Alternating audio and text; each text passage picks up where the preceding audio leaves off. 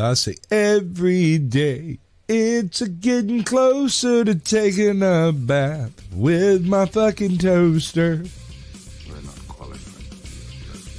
Who are you? Explorers in the further regions of experience.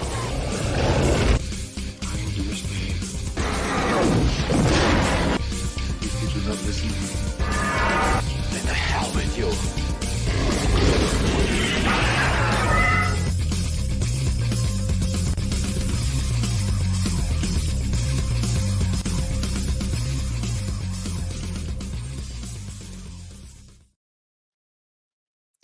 Greetings, salutations, and welcome to the 106th episode of Screaming Into the Void, the show where we talk about whatever the hell we feel like. My name is Samuel the Infamous, and joining me today is my co-host, green-haired anti-liberal. How you doing? I'm good. Glad to be here like usual. Good. We were hoping for some other people, to show up, but apparently everybody's too busy to hang out with me on a Saturday afternoon, fucking families and lives and jobs and nonsense, that sort of thing. So You're the gal here's got no life, just like me. Or I schedule my life around it. Right. Yeah, that too. I'm just giving you a little bit of shit because of last week, because it was funny to me. So is those of you who were with us last week might remember, gal was not on the show. She did pop up at one point, I think, in the chat, but just for a second. And that was because she didn't wake up. She slept through the whole thing. So, I wasn't feeling well. I had a headache. yeah. It was just kind of funny because I sent you like messages in multiple different platforms, and you're just like, I'm not going to answer nothing. I'm asleep. You wasn't on purpose. Yeah. So it is what it is. But we're here today to talk about some things. We are going to get back into more current things today because there is breaking news happening as we speak. This is the second time in a month that's happened. So I don't know why nothing happens on fucking Saturdays, except apparently now it does. Yeah, except everything now. Right. So we are live currently on YouTube, Twix, and Rumble. So if you are any of those places, feel free to speak up in the chat and we will acknowledge you as you come in. Speaking of which, I've got two people in chat right now, so we'll say hello to them. Number one is Lawrence Knight, who is in fact number one this time around. Claim it first. Then we also have Truism the Stormcrow. Yo, back to you, brother. So both of whom have the link, by the way, if they have free time, but whatever. I mean, technically, I don't know if Larry's actually watching right now. It was at 8. Yeah, he might not be. Yeah, he might not be. It's fine. People got lives. I'm just being petty about this. It's actually okay if you got other shit to do. I have no problem with that. I have attempted to do this show by myself before. I would rather not do that, but we can if it comes to it. So, but yeah. And there obviously there are former cast members and all that stuff who haven't been around in a long time, but down the road maybe they'll one or two of them might pop back up again. We'll see what happens. Maester Chow comes to mind. Those of you who've been with us for a long time probably remember him. He was a staple of the show for the first 15 to 20 episodes, and then he had real life, as it happens. And was no longer able to commit to the time slot. He didn't leave us for, bad reasons or anything like that. He just didn't have time for it anymore. Guy works probably 90 hours a week. So it just is what it is. Huh? I said, is that all? That's a joke. Yeah, it's kind of a lot. So, but yeah, it is what it is. So we will get into this, but first, I clipped this out for my buddy Kenzo last night for Beelzehub on the pub there, and I got to share it with y'all here because I want to see if I can get away with this without copyright. It's only 2 seconds long, so maybe we'll see how it goes. Oh, fucking I love that clip so much. so ridiculous. It's Great. Credit where it's due. That was clipped from an animation that was done by a channel called Flash Gets. I highly recommend checking them out if you don't mind going down some extremely dark and hysterically funny rabbit holes. And who I'm doesn't not like going to talk about Toy Story 5 again. That was super fucked up. So, but yeah, that was just to kind of break the ice a little bit, break the tension. We'll get into it. We've got Clue What's up, Channel Clue? is here with us. Also has the link. Just saying. He's such a Dom good H is in chat. Good to see you, brother. Good to see Hey, you. Dom. So, anyhow, this week, like the last several weeks, has been kind of crazy. There's not been a lack of things to talk about. Shit keeps happening, almost as if there's some kind of acceleration. Just putting that out there. Why this year of all years? I mean, if you ask my mother, it's because we're about to hit the apocalypse. But Yeah, I know. If you ask my mother the same thing. I wonder what the similarities between our mothers are. There is okay, cool. We'll see you soon. There is a phenomena that as you grow older, time seems to move faster, but there's been kind of a collective sort of version of that's been happening that everyone has noticed. Like it's almost as if time itself has actually been speeding up. It's the weirdest thing. We discussed this, I think, 60 episodes ago. Kind of deal, but yeah, shit is popping off, particularly in foreign countries. While we've got our own crap going on here, in the homeland, in the heartland, in the United States, most of it has to do with politicians smack talking at this point. Most people have forgotten that somebody tried to murder the former president of the United States, Donald Trump, a couple of weeks ago, because that is currently being memory holed. Any sharing of the photo, the fight photo that is going out, is being suppressed on multiple platforms, including Google. Hey, Clue. And it's just and some of the stuff that's been happening, it's almost as if they're like, hey, look over here and don't pay attention to that thing over there, because that didn't happen, because we're going to make sure Google says it didn't happen. Yep.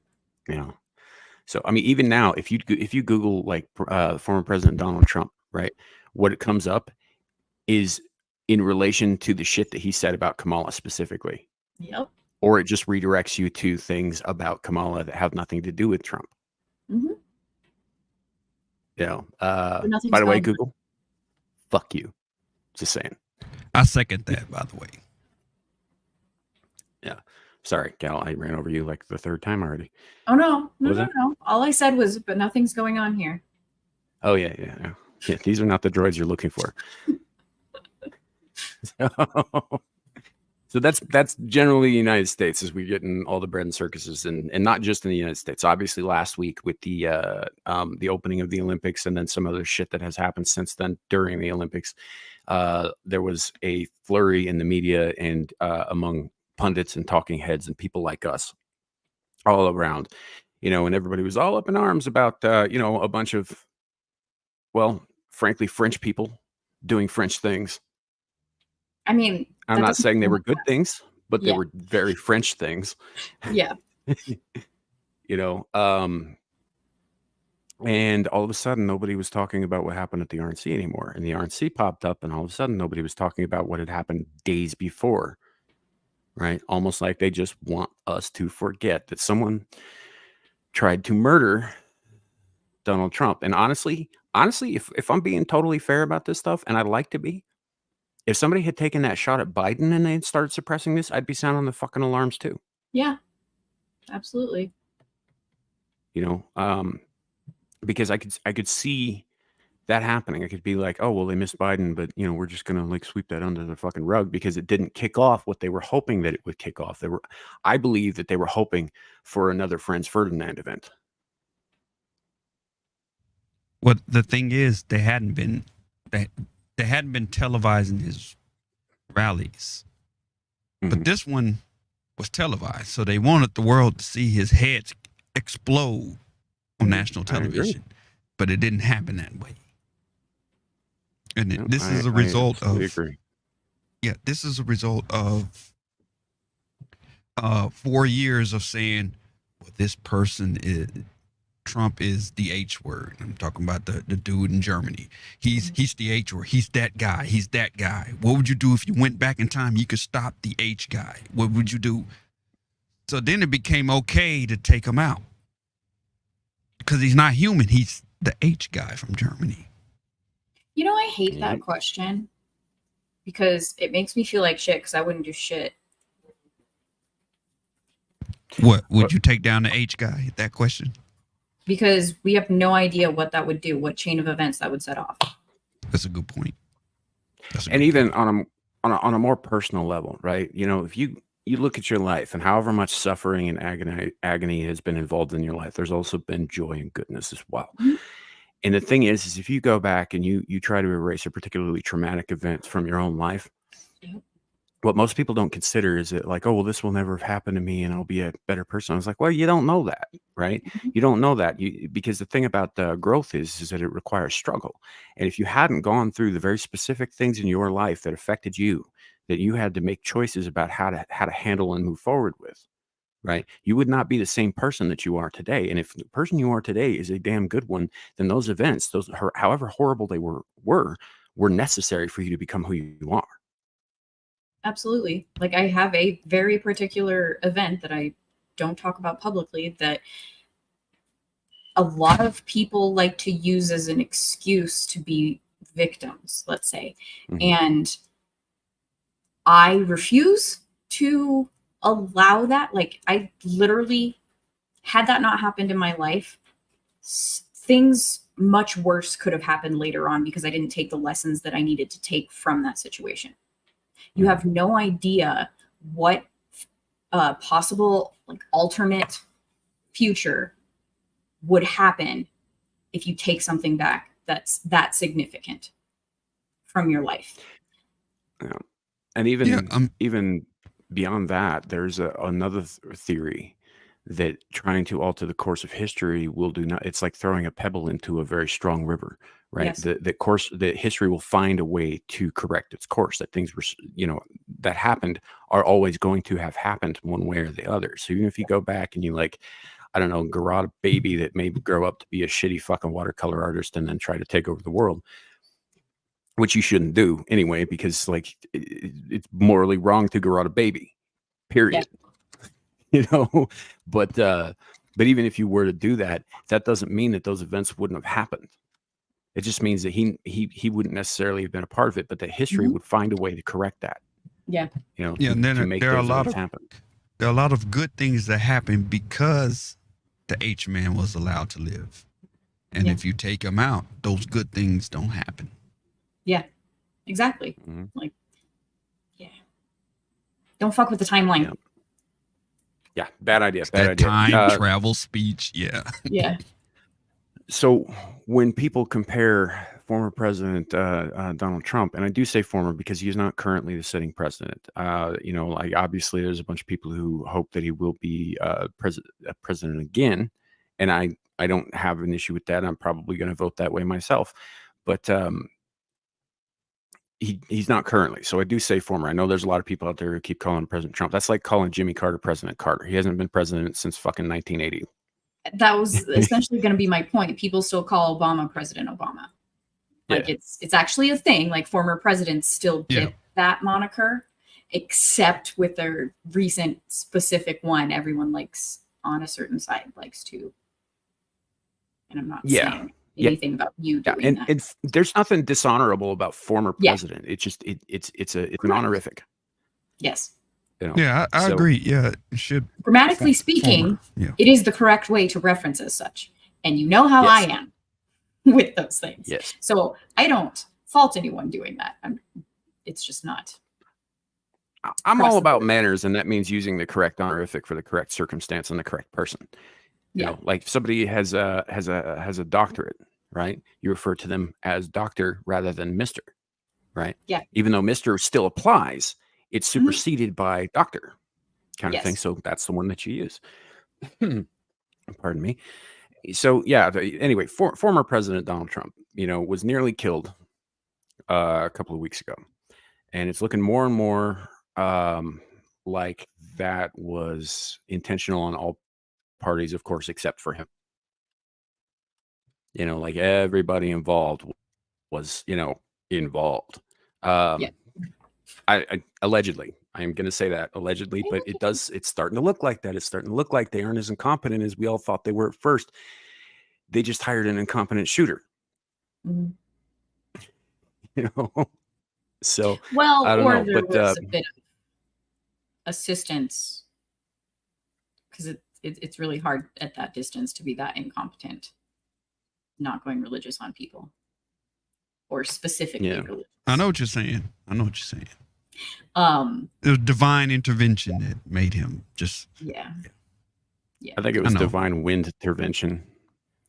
Well, Wind intervention. Okay.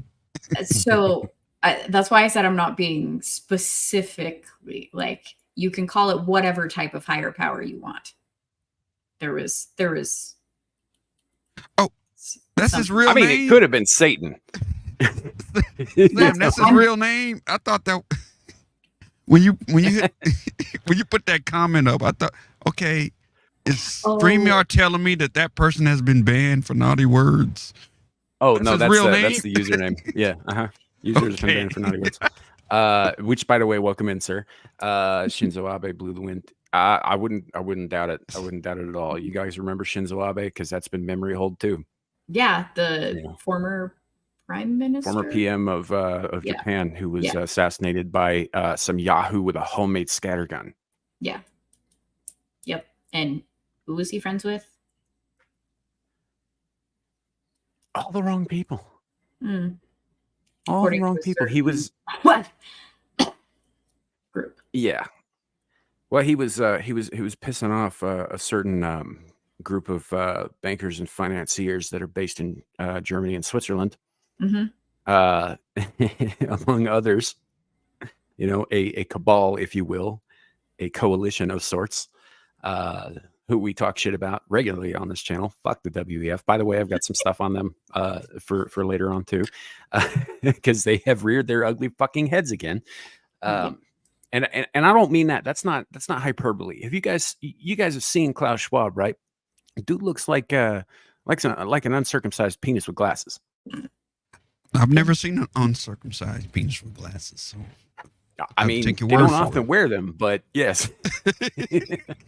I'm thankful for my lack of proper inner monologue or whatever, to where I don't have to picture that. You're so blessed. So blessed.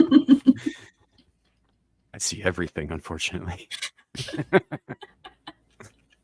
No, it's so sidetrack. There was a time in my life when I eat a lot of meat. This has come up on recent podcasts and in the past as well. And I like burgers, I like steaks, I like the ribs, all this stuff.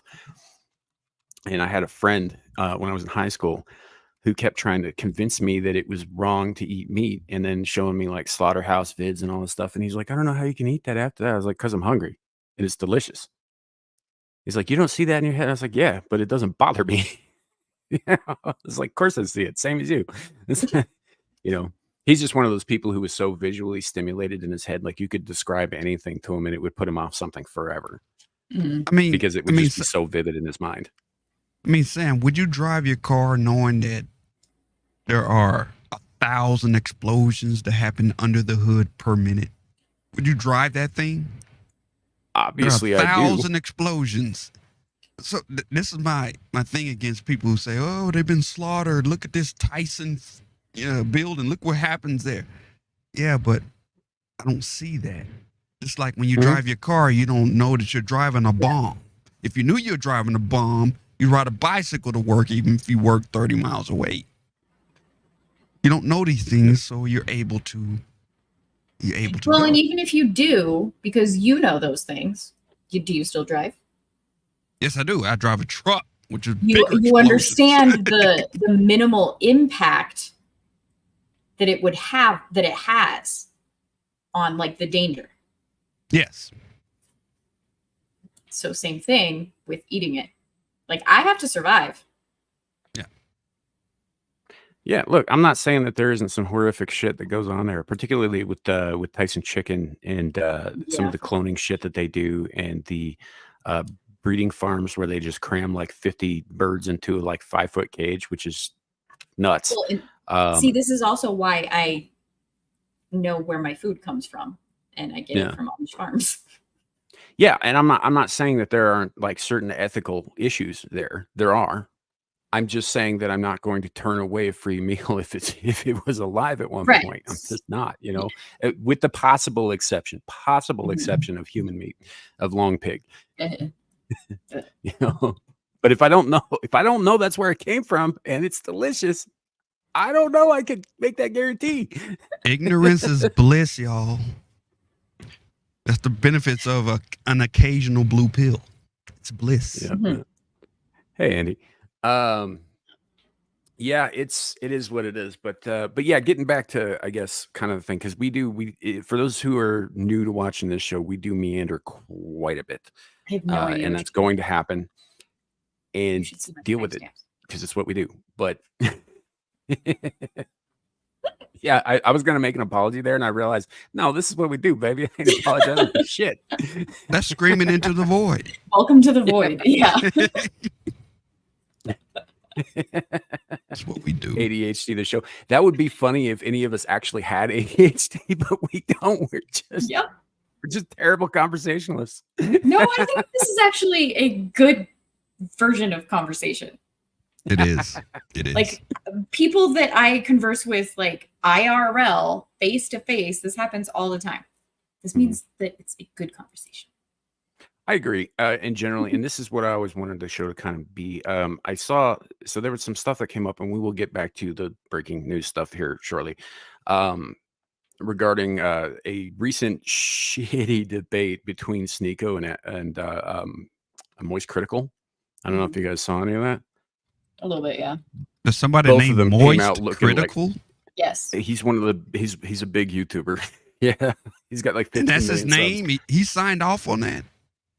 He's got 2 channels, Moist Critical and Penguin Zero. And are you a person that you don't like the word moist? I like the word moist, but like not as a channel, not as an influencer. Yeah. My channel name used to be Hentai Surprise. I don't know. I'm not going to bitch too much about. But it's a cool channel. That's a cool name. Well, I mean, Moist. If he never expected to become an influencer, like that was never on his purview, and just happens organically. Like rebranding is kind of a thing. Like, do I actually want to do this? Like, people know me as this, so it kind of like gets ahead of itself to where it's not like he planned it. Maybe he did, but right. So, but before I lose where I was going with this, because it is a minor point. That's what we do. We make you lose your point. So Charlie or Moist Critical or Penguin Zero put out a video after the disastrous debate where both he and Sneeko come off looking fucking horrendous. Where he talks about like how he didn't, you know, because on his end, mostly except for one extremely bad fucking take that's been clipped to shit. He is just not a debater. It's not in his skill set. He says it's not in his skill set. It's he wasn't prepared for a debate. He was prepared for a conversation. And this is and he agrees with me on this. I agree with him on this rather. He makes the point where he thinks that debates, particularly internet debates, are completely pointless and unproductive. It's all about scoring points. It's not about convincing the other person. Whereas conversations, on the other hand, there's a purity to that, right? And I agree with him, and that's what I prefer to do. I'm not a debater either. Same, you know. So, yeah. But anyway, that was the only reason I even brought Moist Critical up. I didn't mean to get sidetracked on his fucking name. That name. Q and Clue. Yeah. No, he's some of his stuff is pretty good. Some of it's not. It's like any other YouTuber. He's just been around for like fucking 17 years on YouTube, and he's got tons and tons and tons of subscriptions, and you know, it is what it is. But hey, Cappuccino, welcome in. So yeah, I didn't need to know that, user. I don't think anybody needed to know that. Like, goddamn. He's got more subs than I got. Pretty sure. Right. So, but part of the reason that I'm bringing up Donald Trump's recent body piercing incident is that I want to probably continue to bring it up so that people don't forget, because people will forget. People, as soon as it's out of their eyes, they will. I actually, what I really need to do is I need to upload that fucking image so that I can just bring it up on screen. I just haven't done that yet. So that'll be for the future. But we need to remember that this happened. We also need to remember about the fucking meltdown that the right had about the RNC and their inclusion nonsense and all the shit that came with that. And then again, this week there's been even more purity test crap come out with Kyle Rittenhouse. Actually, like a day and a half ago. So, it's look, and I'm going to say, I said this on Twitter and I'm going to say this here. I am all for standing shoulder to shoulder, right, with people who want to fight the enemies of us all, to stand against the enemies of us all. And I am talking of collectivists. I am talking of communists, socialists, globalists, the ones who want to put us all in the same little labeled boxes with, where we eat the same foods and we pray at the same altars and we wear the same clothes and we have the same haircuts. Like these people are the enemies of everyone on earth, and I will stand shoulder to shoulder with anybody who wants to fight them. I absolutely will. But if the right does not get their shit together, then all of you can collectively kiss my motherfucking ass. Yeah. Because I ain't doing this purity shit. Kid had an opinion they didn't like, and as it turns out, there may have been more grifty stuff to that. I don't know. What I do know is he said a thing, and everybody turned on him. Lost something like 46,000 followers. Yeah. In less than 12 hours. Right. Because he said, I might vote for somebody else because I think Trump's weak on this issue. And this other person isn't. And to be fair, the person he was talking about was, I think it was Ron Paul.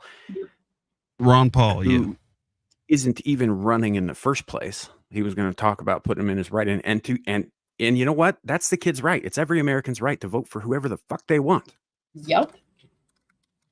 I don't have to agree with him. He doesn't have to agree with me. And we on the right, we're supposed to be the party of individualists. We're supposed to be people who believe in personal freedom. We used to be. Yeah. But we don't. We don't. It's the same shit as it is on the left. We're doing the same exact shit that they do, but over here.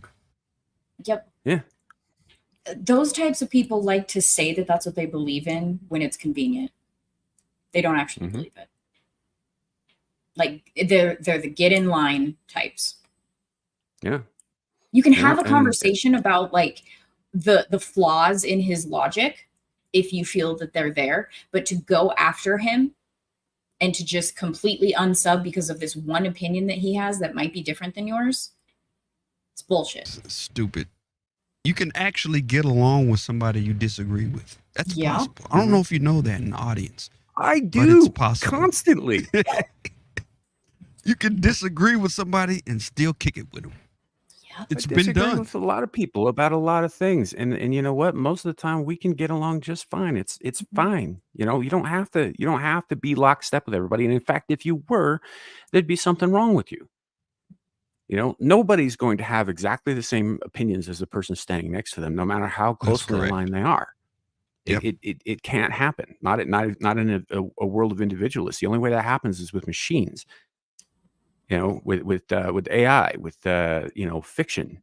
This is not human being stuff. So, as far as I'm concerned, Kyle, I know you're not going to see this shit, but you vote for whoever the fuck you like. Yep.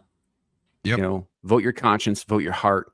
I don't give a shit if you vote for Kamala fucking Harris if you believe that she's the right fucking person for the job. I really don't, because you know what? You, nor I, nor Gal, nor Clue, nor anybody else owes anybody anything in this country. You don't owe anybody your vote. You don't owe anybody your allegiance, except perhaps to family. And if you believe in that sort of thing, you're God. Yeah. And if he votes for Kamala, does that negate what he did in Wisconsin? No, like that's the whole not thing. At all. Screw off to all of those people that basically, what was it? Horror Amarada put it very well. There's two different versions of TDS. And I can't remember, like Trump devotion syndrome, I think is the word she used, because it's freaking true. Like those people just stop it. Take a step back. Realize that you are way too devoted to a man who is not perfect. None of us Right. are. And look at the problem that he was actually pointing out and the reasons behind why he was pointing it out. Yeah. Squatch? And actually, hello, Sasquatch. Good to see you. Real quick, Claudia Beck in chat. Okay, hear me out. Kyle is basically on the same level as actors. He is famous. Do we want to hear who the actors is voting for? Do we want Mark Hamill to convince us to vote for it? Now, I actually agree with your point here, Yep. for the most part. Now, I believe that there was a time in this country where we could vote for who we liked, but we kept it to ourselves. And it wasn't because we couldn't share it with people, but because it's nobody else's fucking business. And I think we need to get back to that. And I think that I do applies to too. famous people. It applies to people like me who nobody fucking knows. You know, it's you know, kind of, it's not my business who Kyle fucking votes for. That's kind of my whole point here. You're pretty fucking famous. Sam. Come on. Can I disagree? You're Mr. January, for God's sake. Come on. People know who you are. Yeah, no, Squatch, you can't disagree. This is an echo chamber. going Did you know that? Your freaking belts, man, because these bells are going to be ringing. Listen, I don't think the whole anonymous voting thing is doing anybody any favors. At this point, they have taken the concept of anonymous voting to just random address voting and dead people voting. And there's no way to recount that. There's no way to stop that from happening. Go to any of these Democrat shitholes, and that's all you find is various forms of voter harvesting, voter collection, voter collation. And yet when you go to the actual voter's house, you find some 93-year-old lady who's blind in a wheelchair and did not vote, has no idea what went on her ballot. Look, man, I'm not. Well, what? I hear what you're saying. I agree that it's really easy to take advantage of that kind of thing. But going back to the founders, there's a reason why this is cast anonymously. There's a reason why you don't know, and that reason is so that the winner doesn't gather a mob and hunt down everybody who voted against them and force them to change their minds. True, and I have no issue with that specific part of it. The issue I have is the concept of anonymous voting has turned into you're not permitted to know who's voting. It's gone from you don't get to know. That's what we need, though. It's rude to ask. It's rude to ask. And it's gone to, well, you have to know who I voted for, and I have to know who you voted for. And that's just not the way it is. Not really. Yeah. Well, I think we're talking about two separate things here, though. Yeah, too. we are. We are. Yes. Yes. Yeah, because I agree with you that you know, like, legal registered voters should be a thing. We should know that the people who are voting are not dead. They're not foreigners. They're not, you know, whatever. It should be checked. We need to put effort into verifying that the zombie vote is actually dead, that the ghost vote doesn't occur, because these are things that break anything resembling a democracy. It becomes just a controlled state. And again, I agree on that point. I guess my point is that first of all, I don't think celebrities need to go out and tell people who to fucking vote for. I don't think they need to tell people who they're voting for. I don't need to tell them who I'm voting for. That's what I'm getting at. Is that it's not my business who Kyle Rittenhouse votes for. It isn't any more than it's his business who I vote for. And that was really the point. I wasn't so much getting into the whole like voter fraud angle, but I think I agree with you on that point. Well, the person voting should know. The person voting should know that their vote was counted. I was going to make that point. Yeah, their vote doesn't have to be publicized. Yeah. That's all. I think there should be more documentation around the voting itself, not necessarily who you're voting for, but what exactly takes place around there. Who's there? Who comes? Who goes? All of this is supposed to be documented by sign-in, sign-out sheets. None of this has happened in the last two elections that I'm aware of. Entire states have just voided their entire registries and just gone with whatever count they decided, and I'm a little bit befuddled by it. Well, I have a solution. Go ahead. Sorry. Oh, I was just going to say, technically, we do have somewhat of a check and balance of it. It just happens 4 years later. Like, what was it, last week for Georgia? It was found that, I don't know, Trump actually was right. And there was some shit going on that shouldn't have been going on. And things weren't verified the way they were supposed to be. And also in Maricopa County, the similar things happen. But it's 4 years in the making to where it doesn't freaking matter. Right. Which is why I say I want to get as many First Amendment auditors and cop watchers and IRL streamers to go and stand around at voting locations and simply film the environment. I don't want you to go in and brace the people counting. I don't want you to go bother the people who voted. I don't want exit polls. I just want physical documentation of the surroundings without actual government involvement in the checks and balances of the system. I want a physical check placed on the system that no one has control over other than an individual. Well, I technically agree. that was happening. Project Veritas was trying to do that, and then they were putting up cardboard on the windows so no one could see what was going on inside. So those things are technically happening, but like what Sam was talking about earlier, they just get forgotten because something else happens. Oh, that didn't happen. Oh, that was Project Veritas. They've gotten sued for things, except it's always fell through, but you can use that to color their background. And so you don't. The media can, but that's what I'm saying. The media are the people who should be doing this very thing, and they're not. And if they're not going to, then the First Amendment has to take precedence over anybody's fees. Right. There's a simple solution, but they'll never implement this because it's simple and you can't corrupt it. Put the entire voting model on the blockchain. On the blockchain, you're given a private key and a public key. Your public key, and anybody who may be offended, I don't care, but your public key is your voter ID. That's the number that everybody knows you have. But your private key is the number that only you have. So there's a public ledger with a bunch of private keys of votes, and it stays there for life. You can check it anytime. You can see that you are vote number 12, whatever, the long number of Trump for this particular election. And you can check it at any time using your private key. I mean, technically, Colorado has a ballot tracking system. So I get emails when my ballot is sent out, like for the freaking mail-in ballots, but you can drop them off as well the day of and all of that. So you get it when it's sent out, and then when it's dropped off and counted. But it doesn't, I would like it to say, okay, we've received this and this is here's your ballot. Like, we've tallied these properly. But that's not what you get. It's just like when it's sent out and then when it's been counted. I was going to respond to Claudia Beck. And in this system I just said, the government does not control that. It's on the blockchain. I don't know if anybody knows about how crypto works, but it's on the blockchain. The government does not control that. If they do it that way, I don't trust crypto at all. So yeah, that's a totally new show. But I can explain why you would say that. I can explain that. You don't trust what the government is planning to do with crypto. You're saying and by extension, anything associated with it, like the blockchain. Yes.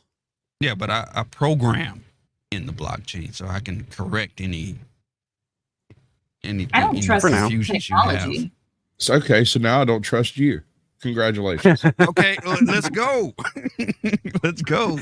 I mean, up until 30 seconds ago, you were some Vietnamese guy in his mother's basement eating Cheetos. Now I think you're a bot. No. See, y'all have been listening to what the government plans to do with crypto. You don't know how it actually works and how it actually, goes beyond government. It's not. Hold on. It's not just that I don't trust what the government has said that they're planning to do. It's that I'm looking at the history of every technological advancement since the fucking steam engine and how that has been taken and twisted into something to be used against the people every fucking time. It's a matter of time before they figure out how to do that with the blockchain and with crypto. Matter of time, dude. And to your point, and it's against my point, they already have. I'm saying don't go with their system.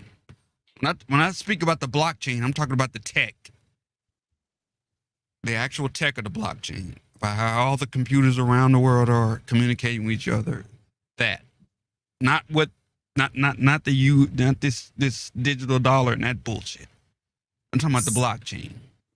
See, my issue with it goes What's that? even like more simple and basic with it. Why the fuck does anyone trust any kind of electronic funds technology? It's a good question, but Like, that's what we've been trusting it's- since we It's were not born. real. It's not backed It's all by been anything. electronic. It's ethereal. Bro, It's all Exactly. been electronic since we were We are- born with credit we are cards. entering a financial dark age. In the future, they will look back and wonder what in God's name we did with all our money. And they're going to be like, Oh, well, dude. it just went up into this cloud. And that's a myth. They're going to tell legends and myths about our stupidity. The way things But are that's the going, way man, currency has that's going always to be worked, sooner though. than later. And there's going to come a point in the near future where bullets are going to be more valuable than hard gold. I was just gonna say, I want the barter system back. No, you don't.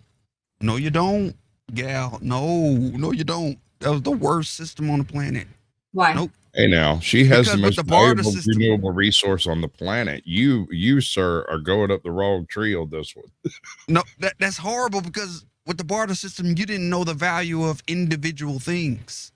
The value was based on how much I thought it was worth. Mhm. And then we disagree on that. The currency system gave a particular number on what that item was worth or that service was worth. Says who? That's what it Determined did. by who? No, I'm saying determined by who? Trust in the currency.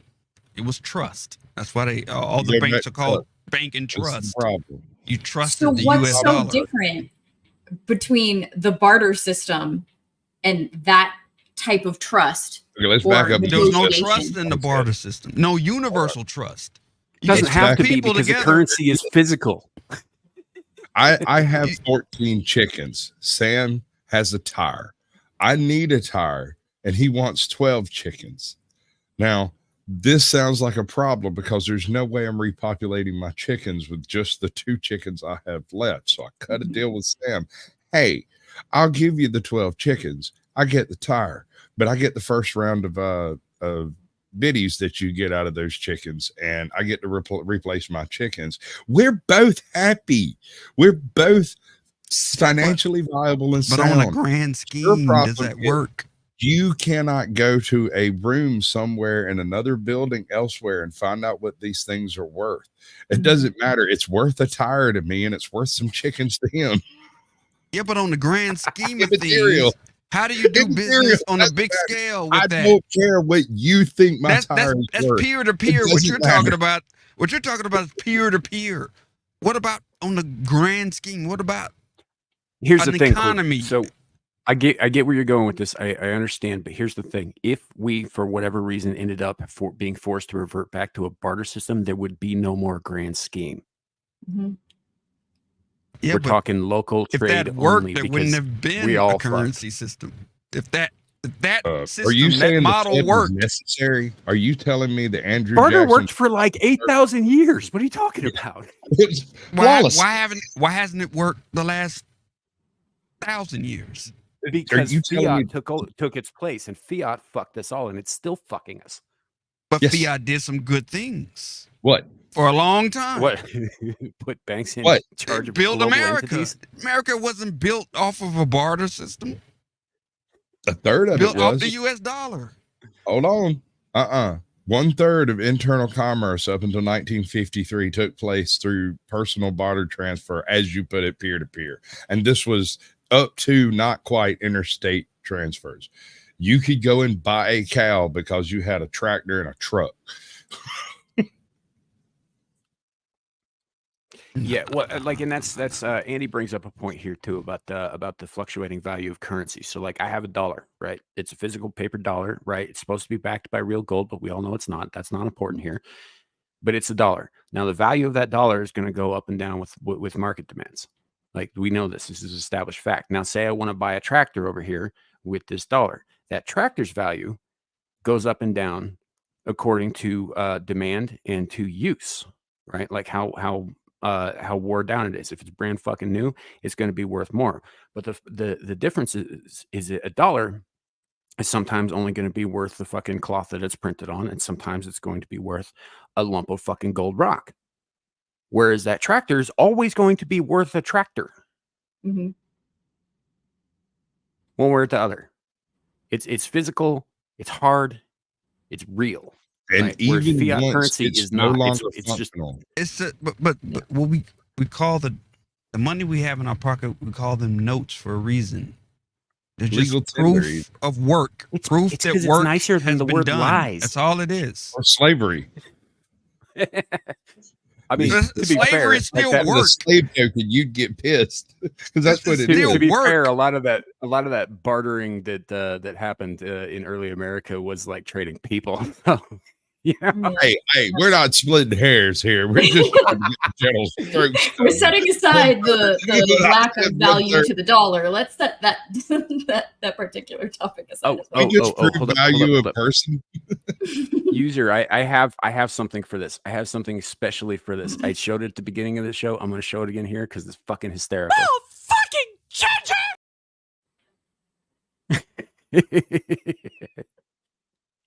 Why you do that to Mickey Mouse? I didn't do that to Mickey Mouse. That was a Mouse channel did called that to Flash himself. Kids, but it's fucking funny. I love that little clip. I hope I don't get DMCA'd for like the 2-second clip, but yeah. Right. When everything was backed by gold, it was great. I don't know what it's monopoly money now, so I can't defend it. But when it was backed by gold, that was true currency, true proof so you of do work. agree with Andrew Jackson. Funny how that swings, ain't it? Andrew Jackson. When did I say? Earlier, you were talking about blockchain, and you were talking about there's no actual value to the barter system. Andrew Jackson basically. I didn't say there wasn't any value. I said on a bigger scale, that model falls apart. When you're doing big business, but so does everything else. Like there's a critical mass to a society. Like beyond a certain point, you're going to start seeing breakdowns and failures in every aspect. That's one of the reasons why the world's falling apart now, is because we've got these countries like the US, which has hundreds of millions of people who are citizens, and then however many fucking more who are pouring in who aren't citizens, and the system is breaking down because it cannot handle the strain of that many people in that society. So anytime you get like too much of any one thing, you're going to find breakdowns, right? Which also makes it easier for guys like the WEF to come in and fucking clean house. Mm-hmm. You know, that's really all I had on that. Oh, all I said was, all I said is that voting should be on the blockchain. Okay, go ahead. No, fair enough. I don't know that I agree with that, because I don't know that because the blockchain is essentially like in the cloud, right? No, it's a public ledger. It just doesn't give the names. It gives the keys. So each individual voter can verify that their vote was counted. That's what I'm saying. But if I get your private pass key, can I not fuck with your vote in some way? Yes, you can. That's a point. Yeah. I mean, but if you give it up, you're supposed to keep the private key private. Yeah, but you're not supposed to get a social security number. How private are you going to keep it when like 6 guys jump you and beat the shit out of you till you give it up? But I did say earlier that I believe in voter ID. So it doesn't matter if you have my private key. You got to convince them that you look just like. Let's be honest. My voter ID. It doesn't take much to convince a Democrat to let you vote Democrat, does it? Mm-hmm. Yeah. I don't know. I just. And that still goes back to being digital as well, right? Yeah. The blockchain. It's better than what we got now. That's what I'm saying. Because but it's not as good as what we had, which is what I want to get back to. If we had this system, then Biden wouldn't be president the last 4 years. But it all comes back to trust, though. If half the country doesn't trust any particular function of government, do you have a functional government? No, you do not. Okay. So how is it that we are trusting non-functional elections when half the people in the country look at it and go, man, I don't even know why I bother. And the other half look at it and go, man, I really wish you wouldn't bother. I mean, that's been coming up a lot lately. So one of the talking points that I've been hearing a lot lately from people who are more like myself, who are getting more and more disenfranchised from the political right in this country. It's like I'm still fucking right wing, but I'm not with those fuckers over there, you know. But the thing that keeps coming up is people saying things like you just, I don't know. Fuck, now I just lost my point. Sorry, guys. There was a place I was going with this, but it was just like, if you can't trust the vote, then okay, I got you. The vast majority of voters are typically on either end of the political spectrum. Most of the people in the middle don't really get off their asses and vote.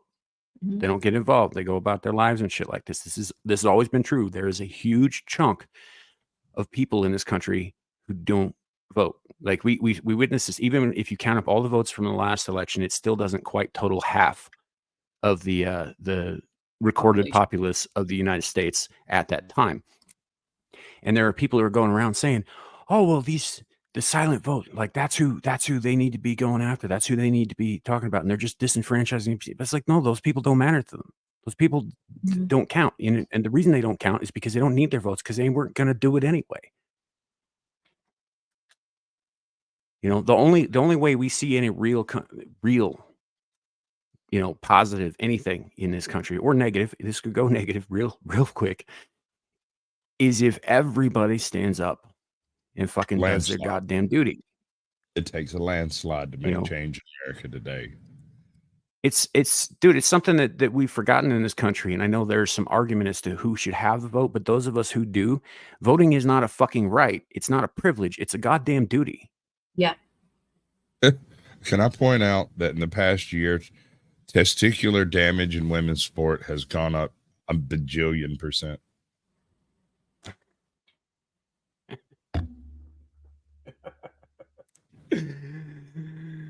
Yeah. I mean, when you get into percentages, yeah, it's pretty huge. It used to be a thing. Now it is. I want to get back to the way things were. Same thing with voting. I mean, same people, same thing, same circumstance, totally different topic, completely off base, and yet it's the same solution. We get back to the way it was before there were testicular injuries in soccer and women's soccer. These didn't used to be a thing. Yeah, that's true. That's true. I mean, you know, with more nut shots, though, the WNBA has been more popular than ever. Just still now I'm gonna shift here just slightly in terms of the scale in which we're discussing things. There's been a lot of shit going on in other countries this last week that has it's been pretty pretty awe-inspiring. Venezuela, for example. It looks like the people might actually be sick of Maduro's shit. And I know there's people on the other side saying like, well, no, that's just right-wing spin. I was like, I'm watching the fucking videos of the people like fucking taking their goddamn country back. I ain't sure that's spin, dude. Yeah. You know? And like the National Guard just flipping sides to the protesters' sides. Yup. And then you got Maduro's on his way out, and he knows it. Flames too. Well, and here's the thing: is like during those votes, like what they're not telling you, they're just like, oh, well, you know, they were rigged, and these people were led to believe this, and it was probably CIA involvement that sparked off this whole thing. I was like, you telling me these people weren't fucking miserable under Maduro without CIA involvement? First of all, and secondly, it's been documented that Maduro was having fucking votes expunged. He was having people shot who fucking verbally said they were voting against him. And eventually he made it illegal to fucking say anything about it. Yeah. It was a public safety thing. PSA. It was like, ladies and gentlemen, if you talk about voting against me, if you run against me, if any of these things, we will shoot you. For your safety, we require that you vote properly and with your conscience. Mm-hmm. That's a hell of a PSA. Yeah. No, this is good news though. This is good news. I honestly hope the people of Venezuela take their fucking country back. I hope they do. Same. They've, to be fair, they also voted this shit in to begin with. But if they learn their lesson, at least for now, right? At least for the next 100 years, right? You know? Before those generations die off. User makes a good point. This is the same guy that required that every business hire a certain number of people just to create jobs. And so when you go buy a cell phone in Venezuela, you go to the cell phone number tracker and he gives you a number and you take that to a guy who keeps a list of cell phones. He tells you what kind of cell phone it is. You take that to a guy who keeps all the cell phones. He gives you the cell phone. You take that to a guy who puts in the right MDI numbers to link it in the country. Then you have to take it to a carrier agent who sends you to another agent that actually puts time on your phone that links it to an actual network. And then you have to take it to a clearance agent who logs your number and checks with the first guy and make sure you have the right phone. All of this was created specifically to make jobs. We do it with the single stroke of a key. Yeah, look, and that's essentially, you just described how corruption became so rampant in Eastern Europe after the fall of the Soviet Union. Too, it's because they under the Soviet Union, places like Romania, places like Bulgaria and Estonia, and yes, Ukraine, were required, every citizen was required to have a job. That job might have been just to flip the page so that the other guy could put a stamp on there. It didn't matter what it was, but they were required to have a job, right? Well, those jobs didn't pay shit, no matter what they were. They didn't pay shit because these were communist countries. Yep. Right. And so as a result, if you wanted things expedited, you had to know exactly who the right person was with the right job to go to get things to make them happen. And you had to be able to bribe them, which is why bribery is a way of fucking life beyond where the Iron Curtain used to be. Right? It's how Ukraine became one of the most corrupt fucking nations politically and economically on planet fucking Earth. Which, if I'm not mistaken, is a form of barter. Is it not? I mean, Quiet, squad. There's a dark side to that. I'm not lying. But I get the point. But like, people were doing this stuff when they were doing the bribes and stuff. It was like, at first it wasn't just about I got to get mine. It was like, I got to have enough food so I can fucking pay for the bread line next week. That's messed up because you have to pay for the bread line in the first place. But okay, I get you. I hear you. Yeah, I'm feeling it. We're here together. Yeah. So, so the same kind of thing was happening in other communist countries like Venezuela, because they always use the same basic model. They might put a little bit of frills over here, a little bit of extra flair on that side, kind of thing, to sort of differentiate it from like, oh, that other communism, that wasn't real communism. This is real communism. But it all comes down to basically the same shit. And you end up in the same place where people are fucking starving and they're doing horrific shit just to get by. There was stories of Venezuelan women crossing the border into Brazil to sell their bodies as prostitutes just so they could afford to feed their fucking kids. Right? That's Weimar Republic shit. Which, by the way, was a bohemian utopia. No, I'm just putting that out there. A literal champagne utopia. Like, if you had enough money and enough influence in that particular group, you had it made. If you didn't, you were the one that made it get made, and they made you do it. Yep. And so, yeah, we just don't like utopia. First of all, I've said this many, many times on here, and I'm going to continue to say it. Zillage is absolutely right. Utopia is a fucking myth. It cannot happen. The only true equality, the only true equality and peace in existence that is available to human beings is the shared equality and peace of the grave. That's it. Yeah. Everything else, you got to fight and claw and scrap your way to get what you want. And I said that utopia ends after the first person disagrees. Yes.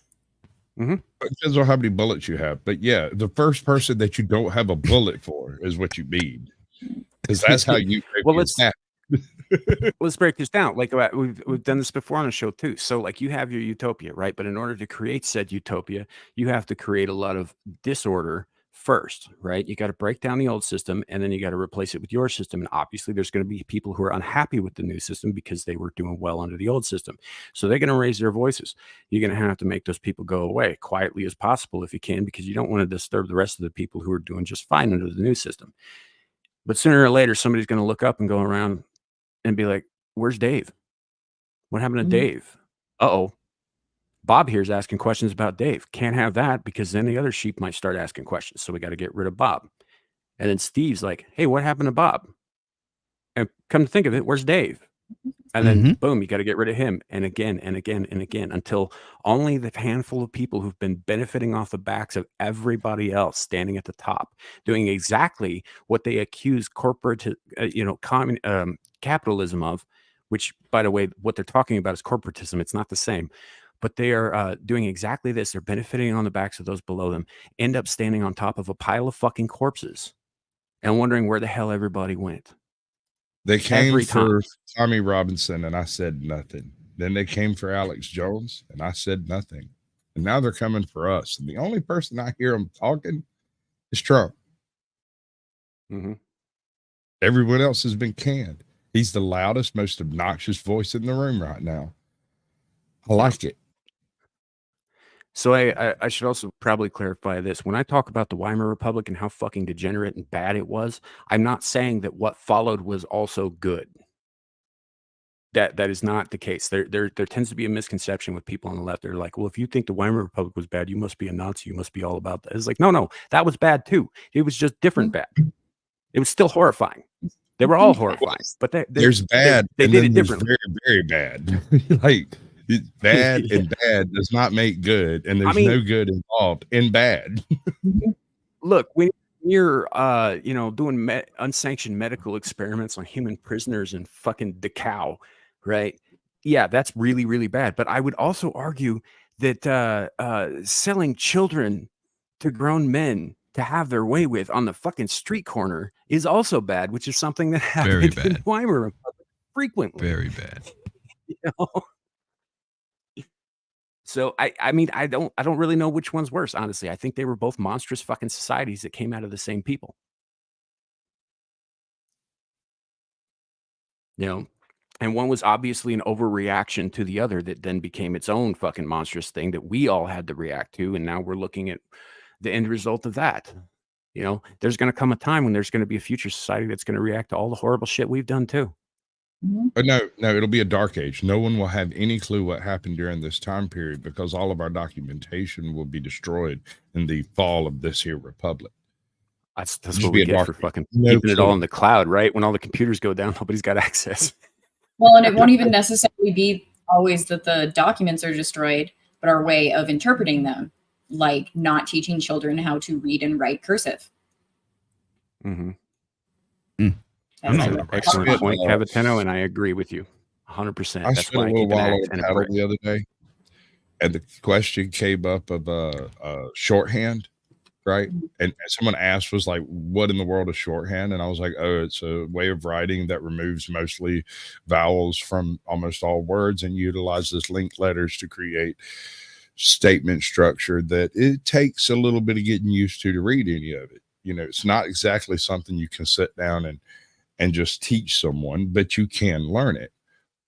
Shorthand created everything that happened between, say, 1945 and say 2002, up until the computer comes in to actually take over for use of transfer of information. It was almost all done by shorthand, stenography, or ticker tape up to that point.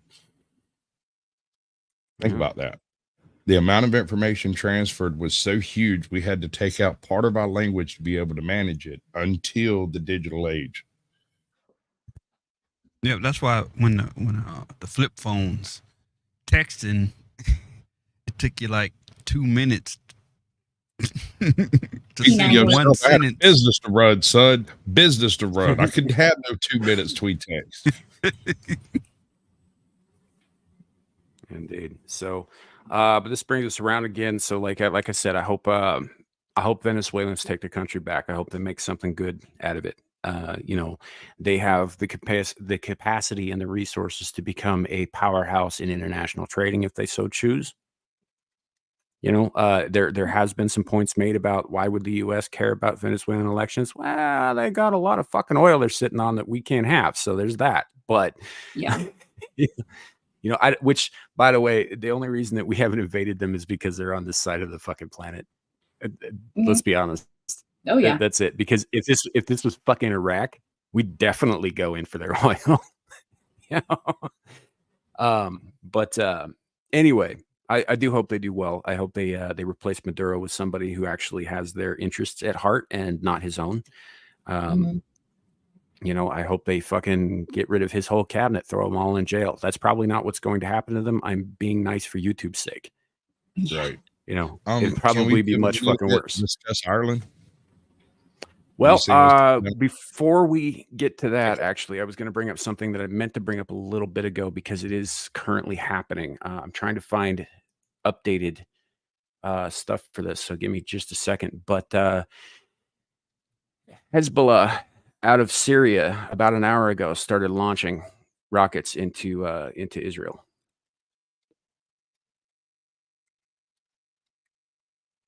And we are combined with something else that came up here recently, but I think it was a secretary of. I'll have to find that information again too. I don't want to misquote that, but somebody saying that we're looking at sending a bunch of active on the ground troops over to Israel to back them up. Yeah. Let's see. I know that here recently. So yeah, it's we may be going to war again, like very soon, and I mean officially, on behalf of another fucking country again, which I'm not okay with in the slightest. Me either. To fix this country. Why don't And we fix our own house before we start working on other people's house? That's kind of my point. It's like it's not to transfer wealth outside of the country in order to destabilize it than it is to bother repairing the house that we stand in. Yeah, and I'm just saying this now so that I'm very, very clear about people. I do not give a fuck about Israel, but that does not mean that I hate Israelis. I do not give a fuck about Palestine. I don't hate Palestinians. I do have a problem with the IDF. I do have a problem with Hamas, and I do have a problem with all the fucking people who are funneling money to both fucking sides, usually money that's coming out of the pockets of citizens in other countries like my own. I have a huge problem with that. Yep. But I don't wish any ill on Israel. I don't wish any ill on Palestine. I also don't think that it's my fucking fight on either side. It's not. You know, just to be very clear about that. You know, it's like I'm not picking sides here except the side of my country, which has no business being fucking involved. That's right. When have they ever sacrificed their resources for us? Or did they just assume we're just the rich guys and we got everything together? Yeah, and it's not even just those countries. It's like any countries that we've ever fucking gotten involved with. Any countries.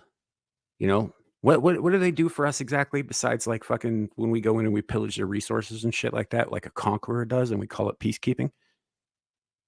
You know, I would be fine.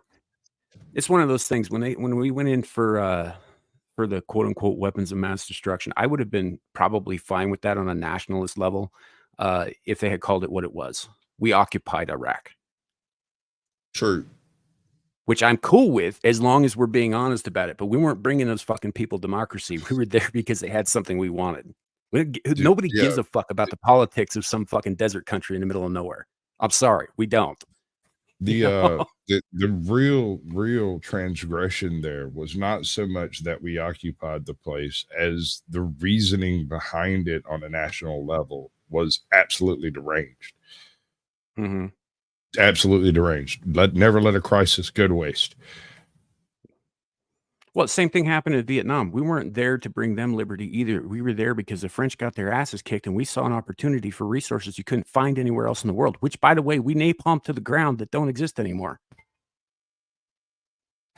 You know? I call that a win. I mean, somebody won, but I don't know that it was us. Well, that'd be nice. Or them. Be It would be nice. it would be Yeah. nice if another country intervened and said, we don't like what's going on in America. We're gonna step in. But that never happens. Well, it's like you're saying here, we're the global American empire or the gay.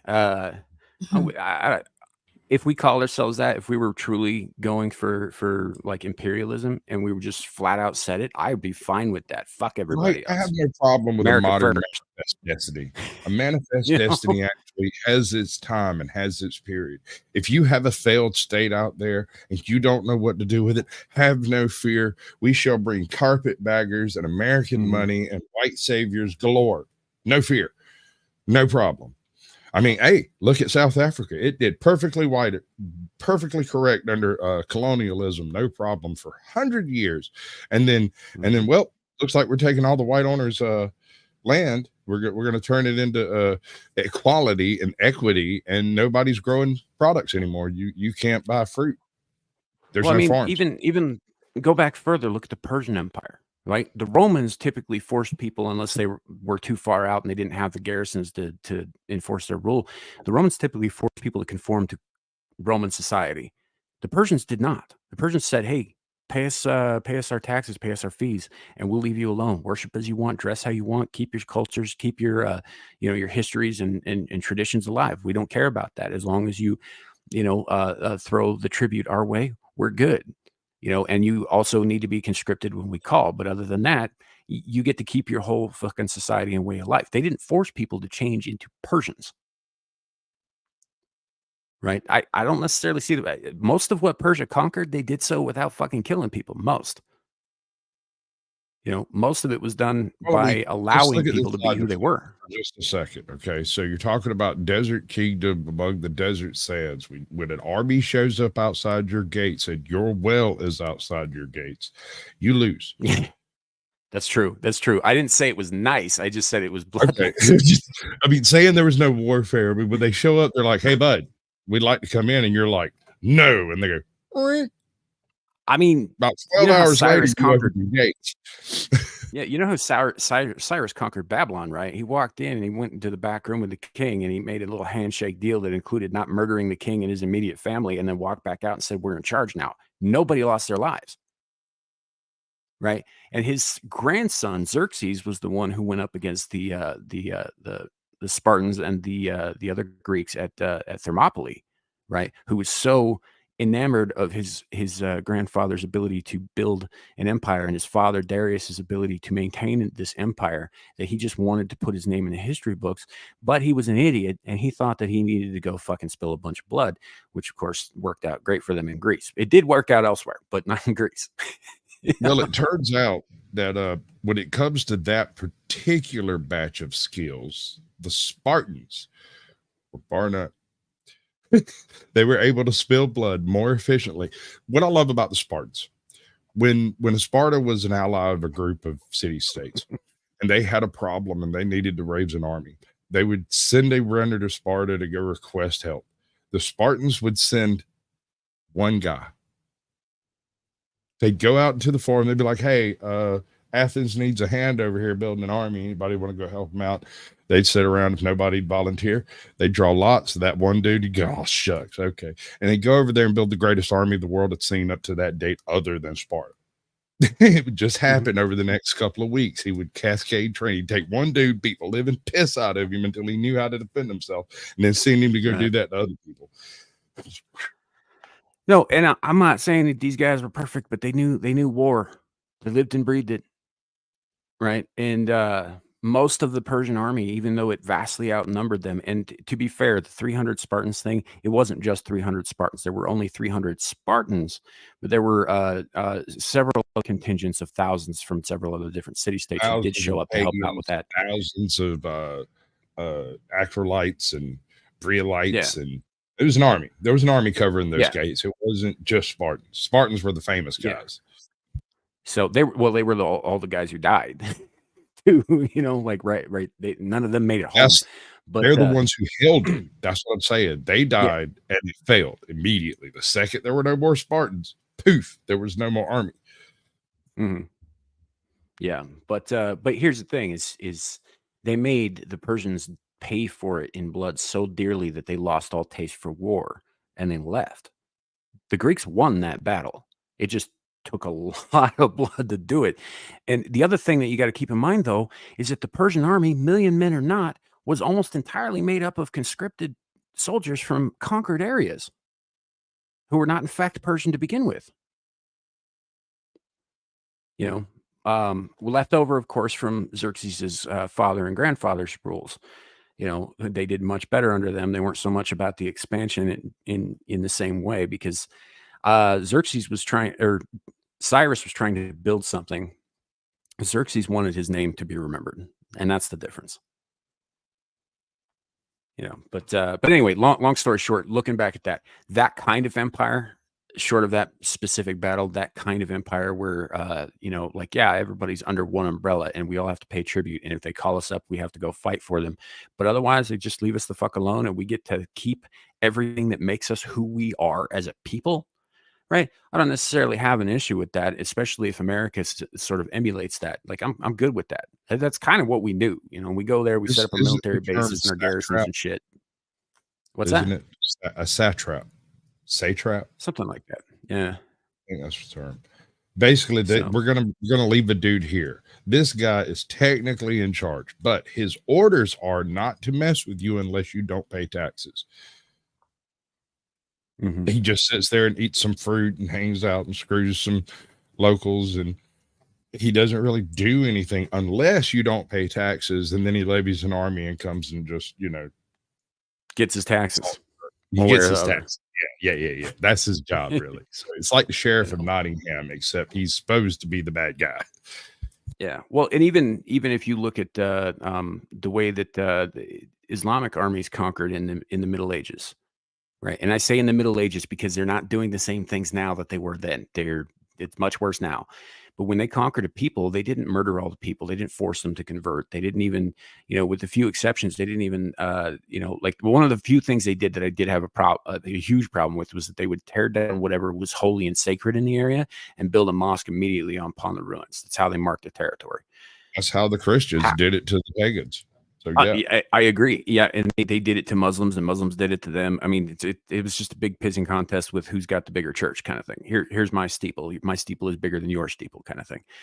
So anyway, but generally speaking, when they came in, so when the Christians would do it, when they would come in and they would take over an area, everybody in that area was then obliged to not only pay said taxes, because this is a staple of all empires everywhere, but they were required to change their entire way of life, their entire belief system.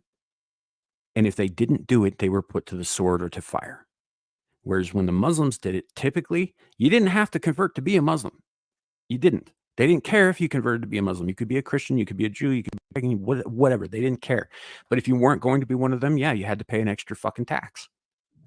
Also, they would pass local laws in areas where there were lots of Christians that would make it not illegal to marry, but difficult and expensive for Christians, for avowed Christians to marry anyone, even other Christians. Sure. So, but it could still be done. Yeah. they just drowned him in red tape, really. You know, but those kinds of things, and I'm not saying that we should, you know, emulate everything Islam does, because the Islam also has been responsible for a lot of awful shit too. Why, hello, it's raining, man. You know, but they, like, in the modern day sense, and this kind of brings us to something else that's been coming up. So I'll take this image off. I think you guys have probably watched fucking Hezbollah do their thing for a minute now. But it's happening as we speak. I know we didn't talk much about it. We're probably going to keep going off on tangents because that's just been the way this fucking show is. But it is happening right now as we speak. Hezbollah is starting their shit. Iran is promising, I think, on the 12th to just start even more shit. So it's, yeah, keep an eye out for that. And also, it looks like we're sending more soldiers and resources to Israel to fight their war for them. Yay.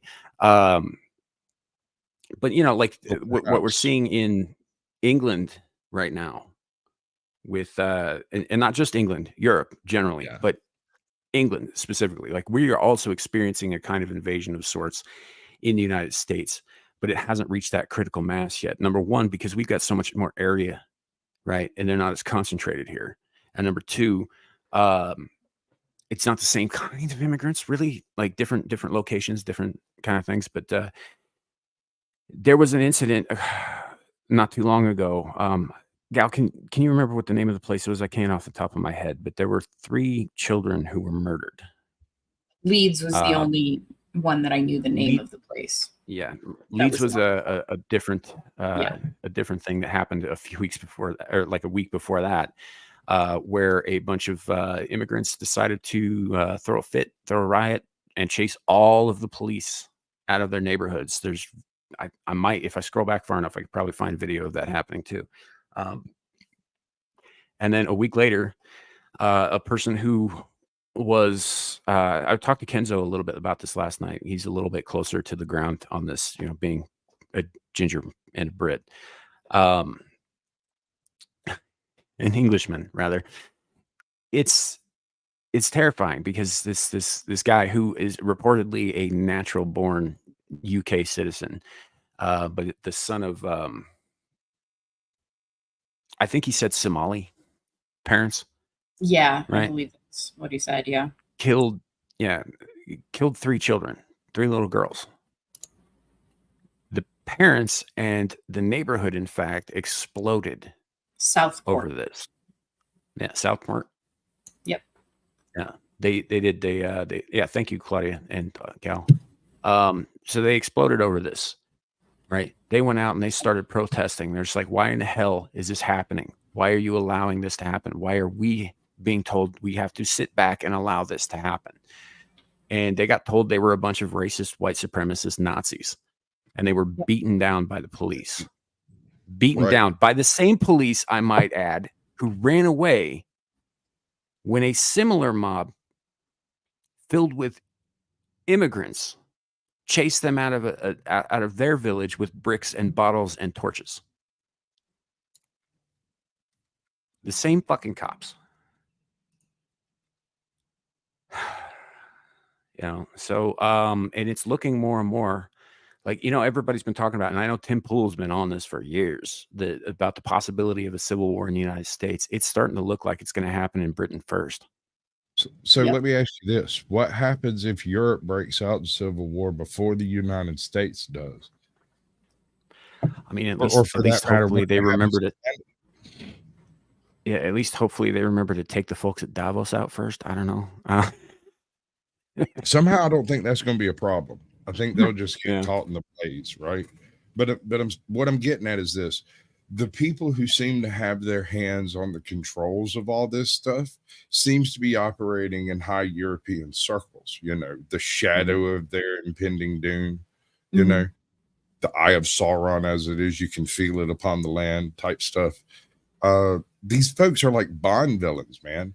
And I'm wondering, is it possible that a EU split, as well as possibly something resembling a civil war in Britain, might not relieve the tensions here because the Eye of Sauron's attention will be taken closer to home? That's an interesting theory. I don't know. It's just a question. I'm wondering, would it act as a relief valve because the powers that be, above the powers that be, would be busy doing other things, like trying to find a place in New Zealand? This is actually something that Kenzo brought up too. That's interesting. Is they're using He's like right. the facial recognition system and everything. Every He's right. YouTuber has to do a facial recognition scan before they can actually get paid on their channel. Yeah. So Look, that's true. I'm going to put this out there because I want to be absolutely clear about this, but I also want YouTube to understand that I am in no way advocating for any kind of civil unrest or uprising or deposition of any kind in the UK, even though I'm not in the UK and it really kind of fucking legally doesn't really matter. But you know, what I say about it anyway. But I will say this: if, and I'm talking to you British citizens out there, if you choose to pursue this path, big if here, I'm being very careful about how I say this. Do not do it half-assed. You have to go all the way. You have to commit. If you choose to take this path, which I am in no way recommending, but if you do, you can't just get like halfway up to your goal and then be like, okay, well, we made our point, because then they will use everything that you just did against you, and they will put you under their boot heel forever, and there will be no second chance. If you start pushing, you need to push until you come to the end. And then you need to follow through and finish it. Follow through Again, with so big many if. resources that if you fail, it still appears that you won. I mean, you know, all you got to do is make the god bleed. So the people Make can him see it. know he is mortal. He is not a god. And more importantly, make his lackeys know it too. Let them see fear. Mm-hmm. Yes. So that is it. Yeah. The But detail. again, YouTube, I am not advocating in any way for that kind of thing, despite the fact that I was just praising Venezuela for doing exactly this. But if you choose to take your country back, fucking take it back. Don't let certain things that you're used to stay in power. Did you hear somebody knock at the door?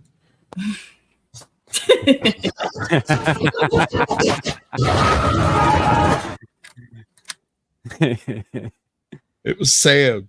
He did it. Yeah, it was me. It's all your fault, Sam. He forced me to read those very interesting books. I can give you a list if you'd like. Yeah. So, I mean, that's essentially my soapbox there. But in regards to England, but it's like, look, the problems that you guys are seeing right there, the neighborhoods being taken over by people who do not have the interests of their nation or their neighbors in mind, who people who prey on the young and the weak and the innocent. This is going to keep happening until you put a fucking stop to it. Clearly, your authorities and your jackbooted thugs with their little fucking billy clubs aren't going to do a goddamn thing to stop it. In fact, it appears as though they are attempting to help it along. Yep. The only way and I'd say the same thing to Canada, man.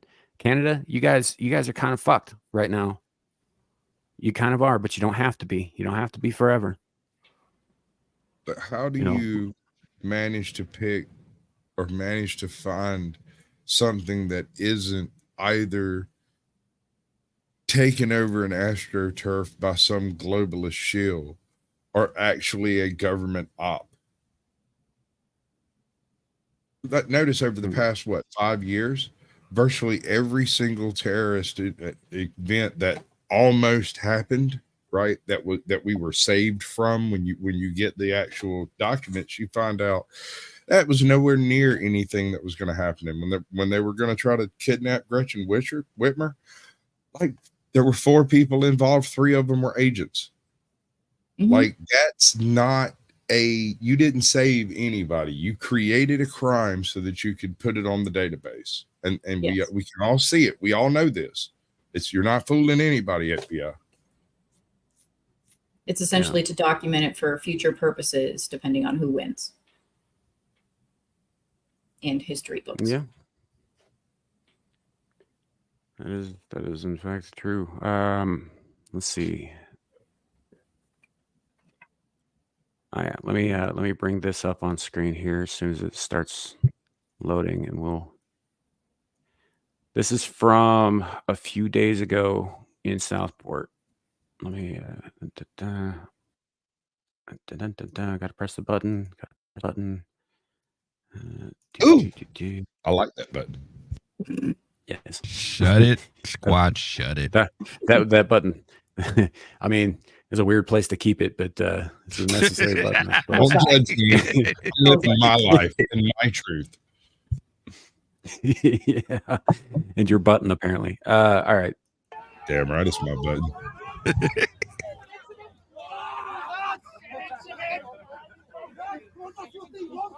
They're calling these people far right extremists. Well, look at that one guy right there in the middle with like Mhm. the spray on beard. He's obviously some kind of weirdo. They should definitely be watching him. Yeah. So that's just a short little clip of some of the stuff that was happening there. This is before the police pulled out their big dicks to beat down the man, beat down Can I the point people. out some details in that clip? Their diagnosis of the situation tracks based off of what I've heard from CNN. It was a group of rowdy white males. Mhm. Obviously, they're all far right extremists. I mean, that tracks. Yeah. Well, that was the thing, and that clip comes from a Politics UK account on Twix, which is the ones who called it. It's like, oh, they're far right protesters. It's like, these weren't far right protesters. These are people who were angry, and some of them were grieving. That's the butcher, the baker, and the candlestick maker, man. Mm-hmm. I mean, look at them.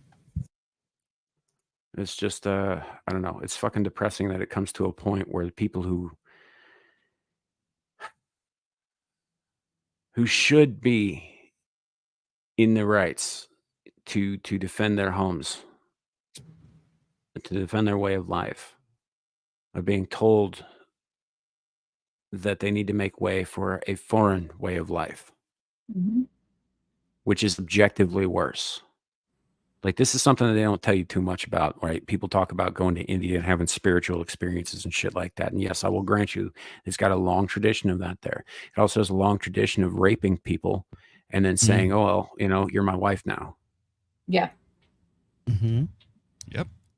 That was a lovely wedding night, dear. Yep. Yeah.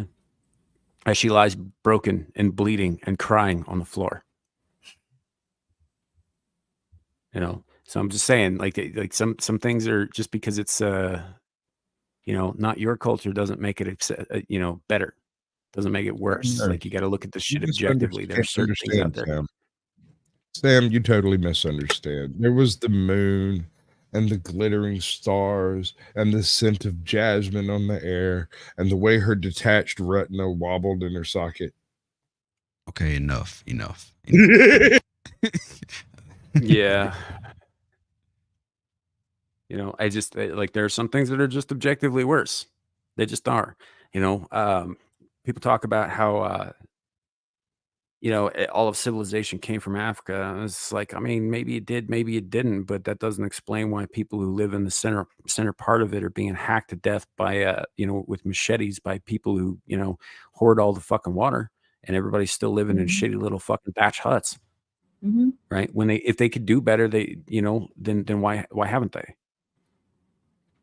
Because of white supremacy. Yeah, well, here's fun fact: white people didn't even make it to the interior of Africa till the last century. Sorry. I still don't think whether or not any actual white people have made it there now. Yeah, I challenge that. Other than the ones that crashed out of the freaking air, I got doubts. Yeah. I mean, So, and I'm not. I don't mean this in like a racial sense. I just mean this in a sense that there aren't any resources, right? There isn't really any kind of drive to do anything other than survive there, because life is fucking hard there. I get it. I'm not saying that there aren't reasons for this. I'm just saying that I don't know that I want to go and say that all the great things in the world came out of this one place where people, if you're born albino there, do you know what happens to you? You get chopped into little pieces, usually in front of your fucking family, and ground into powder to be sold as an aphrodisiac because they think you have magical fucking properties. It's fucked up. It is. But further, and this is a cultural thing, and I think this might be a Western cultural thing. Africa has absorbed every single attempt ever to do anything other than merely survive there.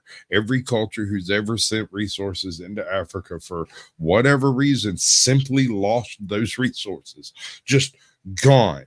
Yeah. And this is documented all the way down to the existence of the Great White Hope Allan Quatermain, whose basic premise of his hero arc is that as long as his heart is in Africa, Africa will respect his wishes. He's immortal. He can't die.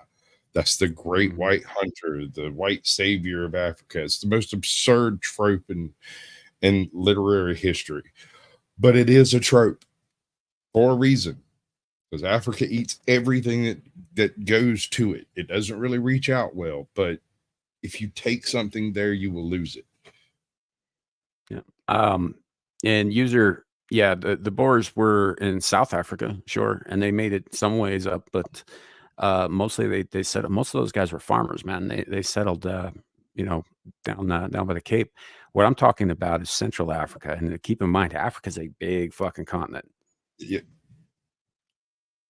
It's a Second very big biggest. place. Most traders and most Europeans and Asians and whatnot that made it to Africa never really went that much further beyond the coast than they had to. So until later on, until it became easier to do so. But even in the 1800s, you're talking like long treks, on either on mounted or on foot across vast tracts of land where there may or may not be anything for you to survive on. Thing is, when you're mounted, the people who went mounted were basically just bait. The people who went on foot actually had a better track record of making it across Africa if they weren't on a horse.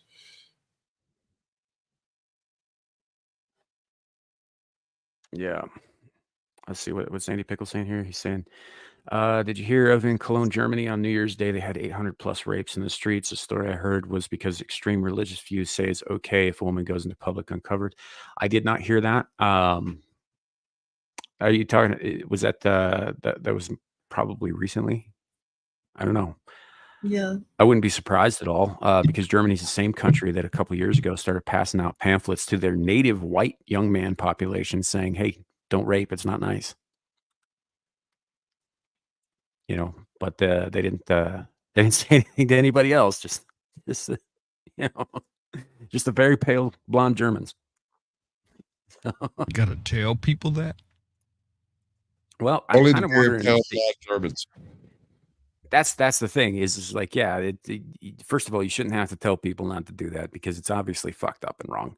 And secondly, anybody who's raised right isn't going to go around fucking raping people unless they're fucked in the head to begin with. You ever been to an HR racism seminar? Not on purpose. Not on purpose. Me neither. I've been to a couple. I did go. I was the only white guy there. Me and three other people. They all basically just sat there and yelled at me.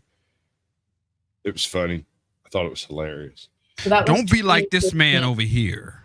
He's a bad man. Don't be like that. If you want to keep your job, don't be like him.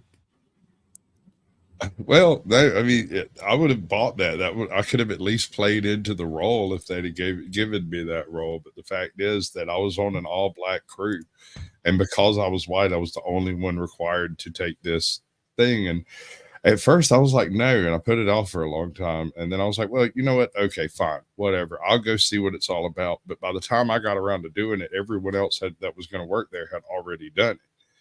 So I was the only guy that showed up, and basically all three of the other people in the room just put in a tape and sat on either side of me, and we watched the tape, and that was about it. So that Cologne, Germany thing was 2015, 2016 New Year's Eve. Yeah, I don't think I was very involved in the news or politics at that point yet. Same. Especially not foreign news. If it wasn't happening in the States or at least locally, I wasn't really probably paying attention. It was estimated to be around 650 women. Jesus Christ. By July of 2016. Yeah. That's a lot of rape. And then it was clarified November 2016, 509 sexual offenses had been reported, including 22 rapes. So it was... It sounds like they're splitting hairs to kind of make it sound not as bad. Yeah. And it was also because it fueled hate towards Islam Many newspapers connected it to Islam, perpetuating stereotypes and fueling anti-Muslim sentiment. Look, I'm not knocking Quote, other unquote. people's religions, generally speaking, right? I generally don't go out of my way to knock other people's religions, but there are certain passages in the Quran, there are certain passages in the Talmud, there are certain passages in the Bible that involve doing horrific shit to people and why you shouldn't feel bad about it because God said it was okay. Mm-hmm. I have a huge fucking problem with that because there are people out there who will take those words and twist them into something that allows them to go out and do whatever the fuck they want with zero fucking consequences. And if you come at them, it's like, oh, but it's my religious heritage. It's my religious culture. You know, you can't be stepping on my religious rights. I was like, no, dude. The vast majority of people out there who follow Islam are not going around saying like all other people are infidels and pigs and it's okay to rape them because they're not really fucking human. The vast majority of people who adhere to Judaism or who are ethnically Jewish aren't going around saying, oh, well, you know, these people are just our little goys. We might as well put them on fucking chains and keep them as slaves and beat them until they fucking comply. They're not thinking these things. There's only a handful of people who do this shit, and they are usually twisting shit out of context. And even when they're not twisting shit out of context, these things are not generally accepted in today's world, period, by anyone. People who do this shit are fucking evil. I don't care what God they pray to. Hey, Sam, are you including yourself in that? I mean, you have an unfounded hatred of cats. It's not unfounded. All cats That are is bastards. true. Fuck them too. That is true. My cat isn't. All My cats. cat's All very cats. Stick around. Wait till you die and he eats your eyeballs first. Well, if he's dead, Also- he ain't gonna give a shit. Maybe give it a beat before you undercut the point like that. beat. I gave it a beat. I see Babel. we got the final gal on the panel. What's up, gal? What's up? Nothing. Just chilling. Sounds very much like you're chilling. How are you? Oh, I'm good.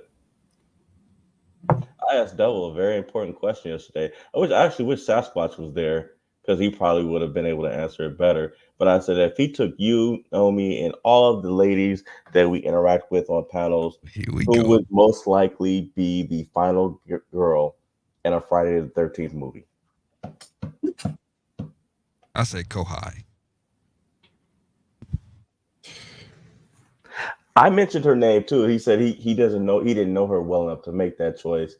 But he brought Gal's name up repeatedly. He was like, well, Gal would just grab a bunch of weapons and go after him. Yeah, she got that military training. But Or, would this be Robert, he said before or that- after the he said, t-shirt, horror- after the t-shirt Hold run on. through the sprinklers? He said Horror Murata would probably lay traps for him, and he doesn't know what the others are doing. Nomi would either do what you would do, Gal, or she would just get in the car and leave.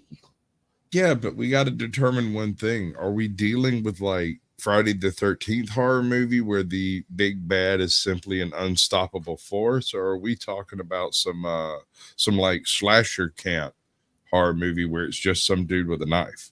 Because this would make a big difference as to how you approach This is the Jason Voorhees. Okay, right. So even a tank's not going to take him down. I think a pet trap and a little bit of oil. We're going to burn this bitch all night. But you're not a girl. The question was, who I was know most that. likely to be the final girl? What proof do you have of that? Exactly the same one.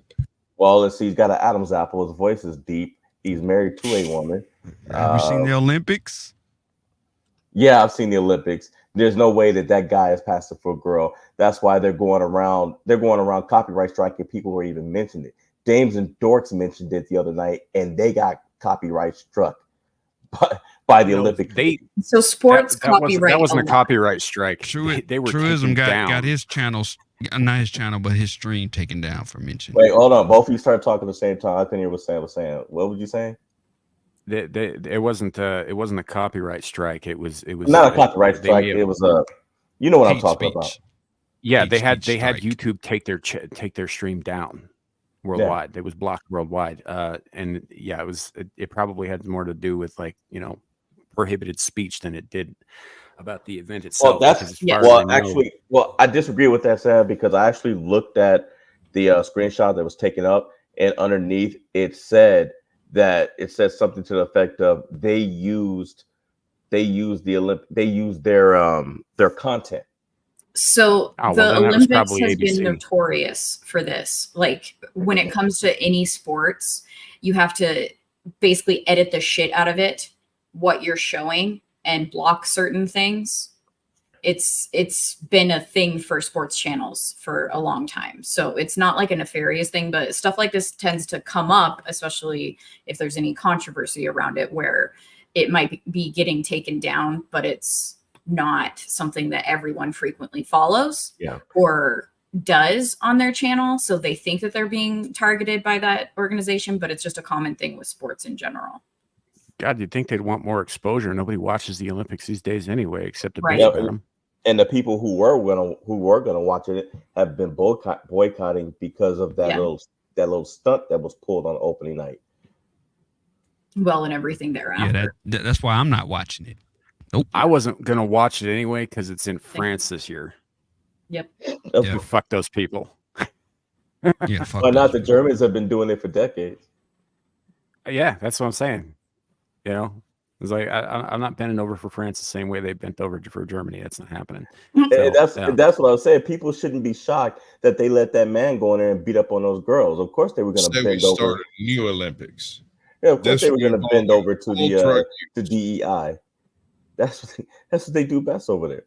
Sure, but we started new Olympics with the actual best athletes on earth using as many testosterone enhancers and steroids as we could shove into these beef cows. I say we do an actual Olympics where the actual best compete. I mean, if we're gonna go that far, we might as well take it all the way back to like ancient Greece and just have a bunch of oiled up, muscly dudes wrestling naked. Sure, but we could have that. Not mine. It would please the masses. We would have peace in the empire. Yeah, as long as they had something to watch. Sure. Dead silence. Yeah, I don't know. I don't know about that, but I don't know. I just fuck the French and fuck their stupid. The only cool thing that I saw that came out of that opening ceremony was Gojira's performance, which was pretty badass. But otherwise, yeah, everything else was just a nightmare. Not a damn thing. Not a damn thing. Like what? Why was Godzilla there? So, but you know what? If we're going to be talking about sharing French culture and all that stuff, if that's what they're supposed to be doing, if they're supposed to be like taking this opportunity to share their cultural everythings or whatever, I'm not that surprised that they had a dude painted blue gyrating with his junk out next to a kid. I'm really not. Yeah, it does track. Yeah, I mean, Bluebeard was French. Obviously. The Marquis de Sade was French. Robillard was French. Or Robespierre. Robillard too. Is it too much? Is it too much to ask for watching the Olympics to be about the athleticism, and that's it? Yes, apparently. Yep. Gee. That does in fact seem to be the case. Yes. You have to take into account the need for male on female violence in Olympic sports. You see, you don't realize what you're saying, bro. You're on the wrong side of history. How so? Well, the Olympics obviously believe that. I don't need to finish that sentence. Yeah,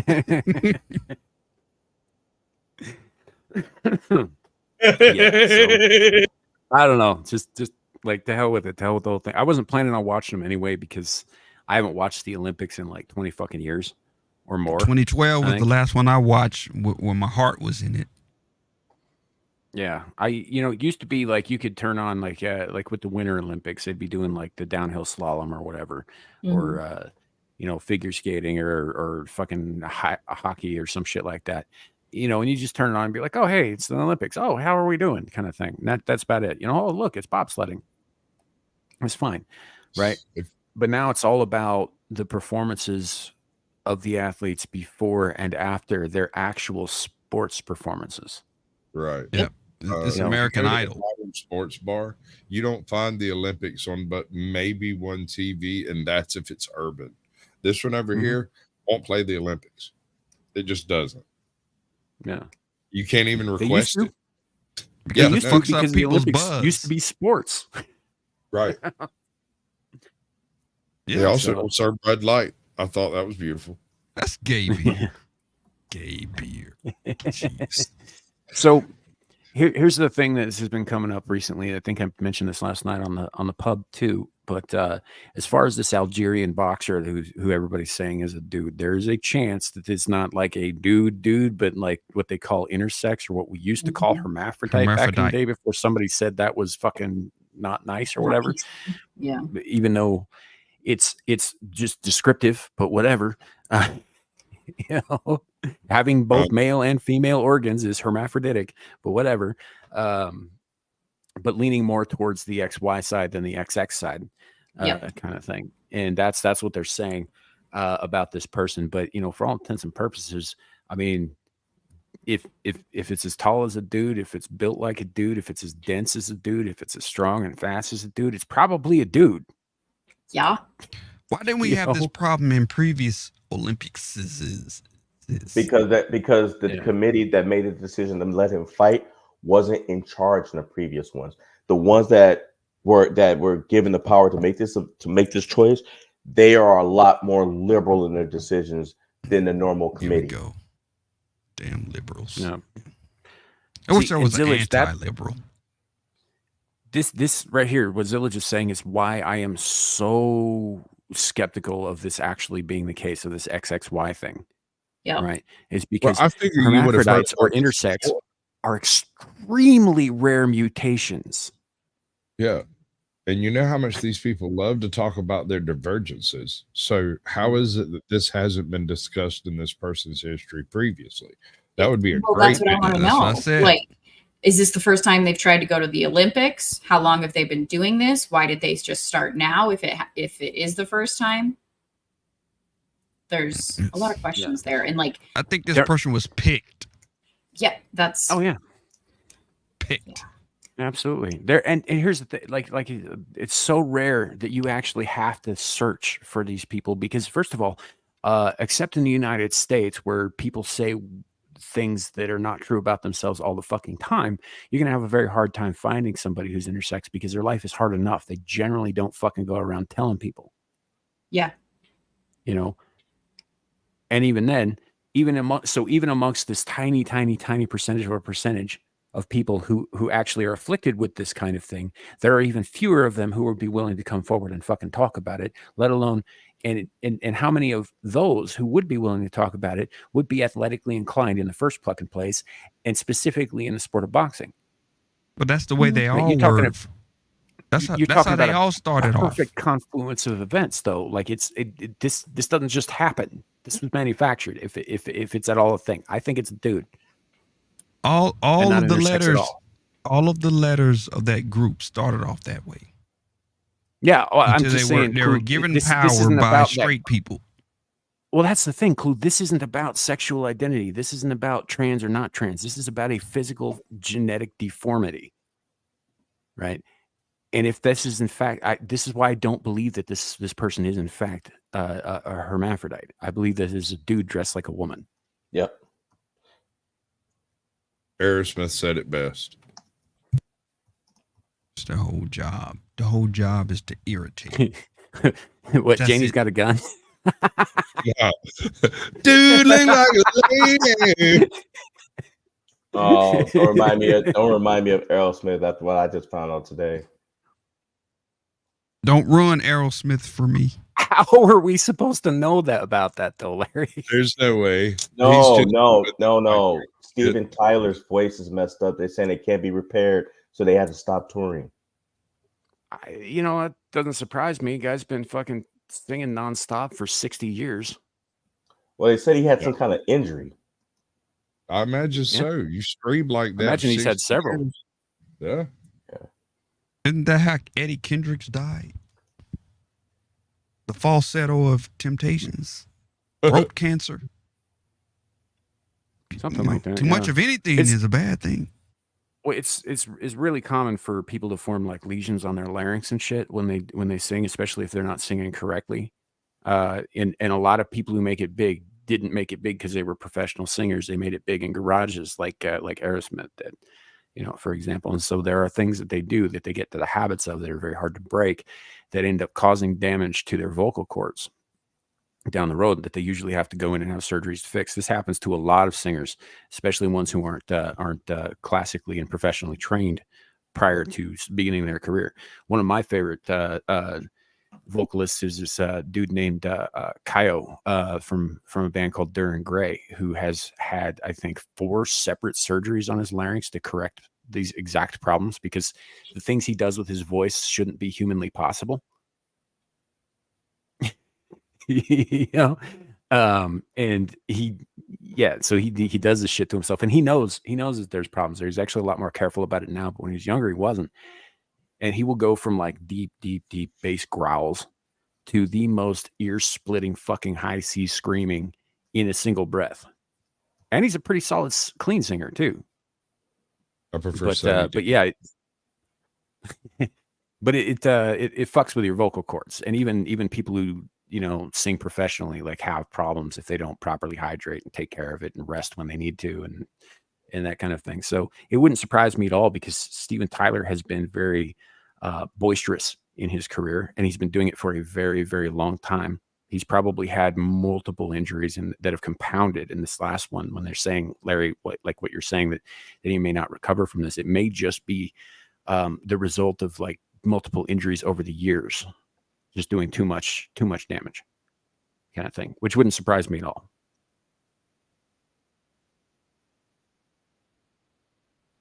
Everybody's quiet now. I'm sorry. We thought you were going to say more. I had Nope, that was it. In my head. Dreamweaver. I don't know why. That was the theme song to what you were saying. Get me through the night. Yes, sir. REO's Air Supply. I can't ever remember. I think it's Air Supply, because I don't remember REO doing that song. So I got to see them play once, 1997 or 8. So cool. I got to see Tom Petty. I got to see Tom Petty at the amphitheater in Washington, Colorado River, I think it is. George, what's it called? The Gorge, Washington. The River George. Royal Gorge. I think it's just the Gorge. The Gorge Amphitheater. And I think it was really cool. So it started at sunset. It was the Columbia River. Which tour? Columbia River George. I don't know. It was in 2009. Walking Blues tour? Something like that? 2009. I don't know. All I know is I was very messed up because I drank on an empty stomach. We had driven all day, and I got high. Why did you do all those 3 things together? You do them separate. Young and dumb. Oh, I was young and dumb. And my roommate, she couldn't finish her beer, and we couldn't take it with us, so I chugged it. Yeah, I barely remember it, but what I do remember is this amazing, like, once the concert started, the sun was setting and it's over the river. You're just like on the hill and you're just looking down on it. It's freaking gorgeous. It was beautiful. Let me tell you about my trip to see Tom Petty. We get there and there's been a bomb threat called in on the location, and so there's like cops 17 deep out this place. They're not just running a little thing over here doing the armpit pat down. They're going through everybody's bag. They're like flipping them over in a bucket, going through everything in the bag. We had brought an entire sheet of pot brownies, and we stood right next to another group of folks who were basically swilling pills down as fast as they could, and ate and just gave away pot brownies right there. Just wolfed as many as we could down, went in there just about in a diabetic coma. It was amazing. It was great. It was fantastic. Everybody was staring at me. It was fantastic. That must have been a good time, man. So I would see REO. I was 15 or 16 years old, and I was set up on a blind date. Some friend of my parents from Alcoholics Anonymous, of all places, decided that they were going to set me up with this crazy bitch. That's and tight. set us out on a date. So they got us a couple tickets to the show, and so she and I went out. We ate at some restaurant or other, and then we went out to the show. And I gotta say, all I really remember about that whole date was the show itself. The show was fucking fantastic. Kevin Cronin was on fucking point, and this would have been about a year or two after I can't remember the name of the drummer, but when he mangled his hand in that horse riding accident. Ouch. And then he had to recover from that. This was a year or two after that, and he was drumming better than he ever had in his career before that. He had made a complete recovery He went trained and under some. Def Leppard's drummer.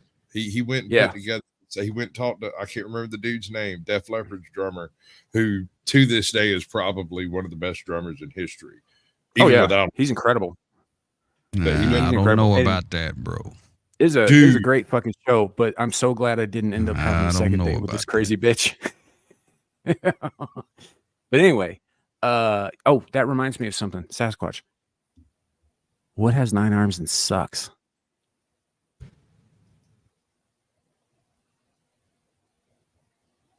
that would be a cephalopod. Def Leppard. Oh, that's ridiculous. That's pretty good. I like that. Yeah, because there's 5 members of the band. Mhm. One's only Oh, got I one can arm. count, dude. I can do basic math. I'm good. I don't think Oh yeah, math no, is no, right. that wasn't for you. That was for me. I love explaining that joke. It makes me happy. I actually don't think Def Leppard sucks. I just think the joke's really funny because it pisses my ex-wife off. I don't know, man. There are some really, really silly lyrics in some Def Leppard songs. Yeah, Hysteria? but musically, they're pretty good. Yeah, Pour some sugar on me. I love that fucking song, man. Me too. I Okay. dance to that song all the time. Pour some It's- shook up ramen. It's like how'd that go with those misheard song lyrics, right? Everybody's been singing things one way, but it's really not Yeah, that way. just Like math- I got a lot of those. I heard somebody singing Hotel California when they got to the, on the dark desert highway, cool whip in my hair.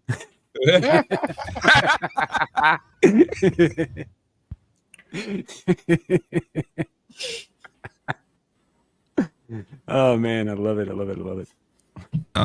Hold the line. I thought he was saying when I was little. I thought he said those are lies.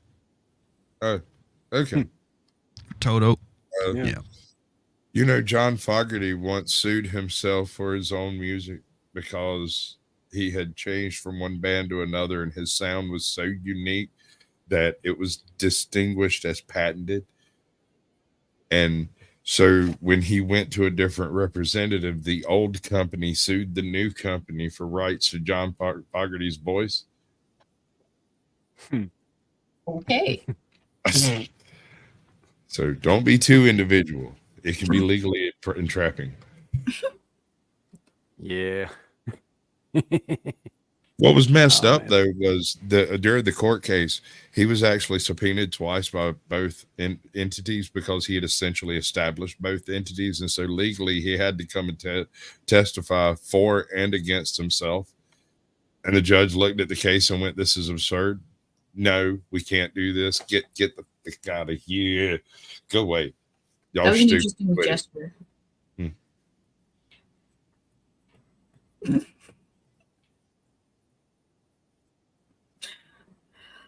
Well, Sam muted himself, so there. Sorry doesn't about the like dead air. I was trying not to cough in your ears.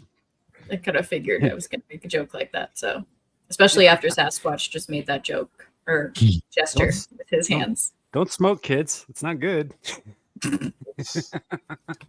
And it's expensive as fuck. That's actually the biggest problem with it. I'm not It's that very concerned about cancer expensive. as I am about being broke. I don't like it. It'll put you out of a house and home. Yeah. Man, your wife must be seriously strict. I mean, I just have to keep it in my room, bro. Like, yeah. I'm talking about financially. Yeah, you end up paying so much for it. You end up in a box in the street, but at least you have your fucking cigarettes, right? Right? My daddy is no quitter. God. I'm going to be that guy. think I might already be that guy. Right. I haven't smoked indoors in fucking forever though. That's not really something I do anymore. Just because after I had kids and stuff, I just stopped smoking indoors, and then when the opportunity, when the opportunity has presented itself since, I just kind of find it distasteful. I prefer to be outside for it. So it's not just that blowing cloud it's sucks. like billowing It just around my head. lingers.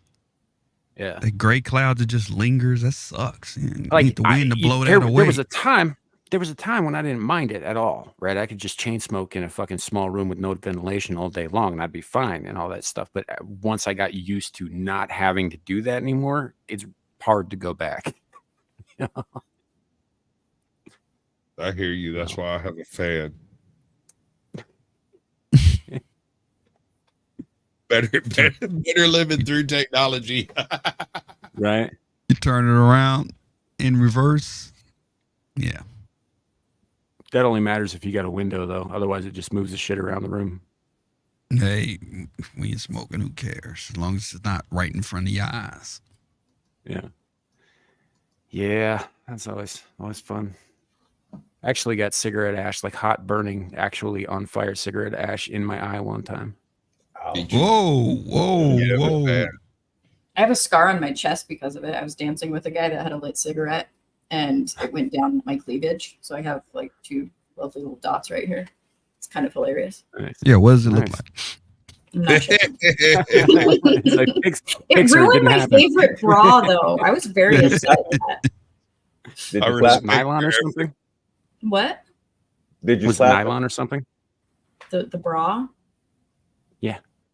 I don't know, actually. I still have it. But certain synthetic fibers will like just Go melt. put it on. They don't Show burn. us.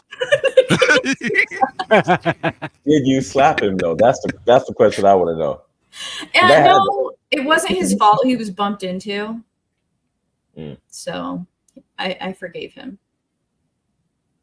Yeah. Hot tits. Literally. I took a date out shooting one time. She's smoking. Is she smoking hot? Smoking hot. I took a girl out date on a first date, and we went shooting. And that's a good first date. Sure, it was excellent. All the way gun up range, until, yes. all the way up until the guy next to her's 9mm ejection. Oh, hot brass. And dude, it stuck to her skin, and so she took off her shirt, then she shucked the bra, and then she had to reach up and peel it off. Oh my God. She ended up standing there topless, going, "Oh my God, it hurt so bad," and we didn't really associate much after that, which is unfortunate because she had a magnificent rack. She remembers you. Slightly less perfect now than they were then, Yeah. but Yeah. they're a little marred. Lost a bit of skin. That would have been a perfect opportunity to quote the Princess Bride at her. Well, there's a shortage of perfect breasts in this world. It would be a pity to damage yours. Greatest movie ever was when it went down her shirt. She laid down the gun, took a step back, and screamed like a little schoolgirl. I'm like, I don't know, 3 steps behind her, standing at basically a big pickle barrel, leaned up against it, smoking a cigarette. And she started screaming, and I looked over at the guy next to her and went, ah. I shrugged because I didn't know what she was screaming about. I didn't see it happen. So she takes off her shirt, then she takes off her bra, then she turns around and looks at me, and I was like, "Thank you." And then she reached up and peeled that freaking brass off of her chest. She was like, "Yeah." Then she cussed me out for a solid few minutes, asked me why I didn't help. I handed her my jacket. I was standing there holding it by the time her clothes came off. Right. But I'm not taking a step towards you. You're obviously completely out of touch with reality at this moment. Yeah. And last I saw, she had a gun, so I wasn't standing over her. Self-preservation dictates. I don't know her like that. This is a first date. So something just popped up in my feed here. Apparently, Music legend. This was about 7 hours ago. It looks like music legend Fred Durst just said in a podcast with Lex Friedman that men who vote for Kamala Harris are fucking queers. I can see that. I can see I think that. this is a psyop. I think it's. I'm not Fred Durst's biggest fan. I think Break Stuff was all right, but otherwise, the only talented member of that band was DJ Lethal, and he's dead. But yeah, he put the L in Lethal, didn't he? He lived up to his name. But I gotta say, I don't hate this take. Well, I hear what you're not saying. wrong. But do you honestly think people are going to agree with Fred Durst? No, I don't. Because So, everybody hates that guy. This is a psyop designed to keep people from to make people vote for Kamala. I mean, It's more I'm just going to Nobody's going to vote for this chick. I'm telling you, nobody's going to vote for this chick. They're going to cheat again. That's true, Clue. But this is where I'm going with the whole like nobody believe in Fred Durst thing.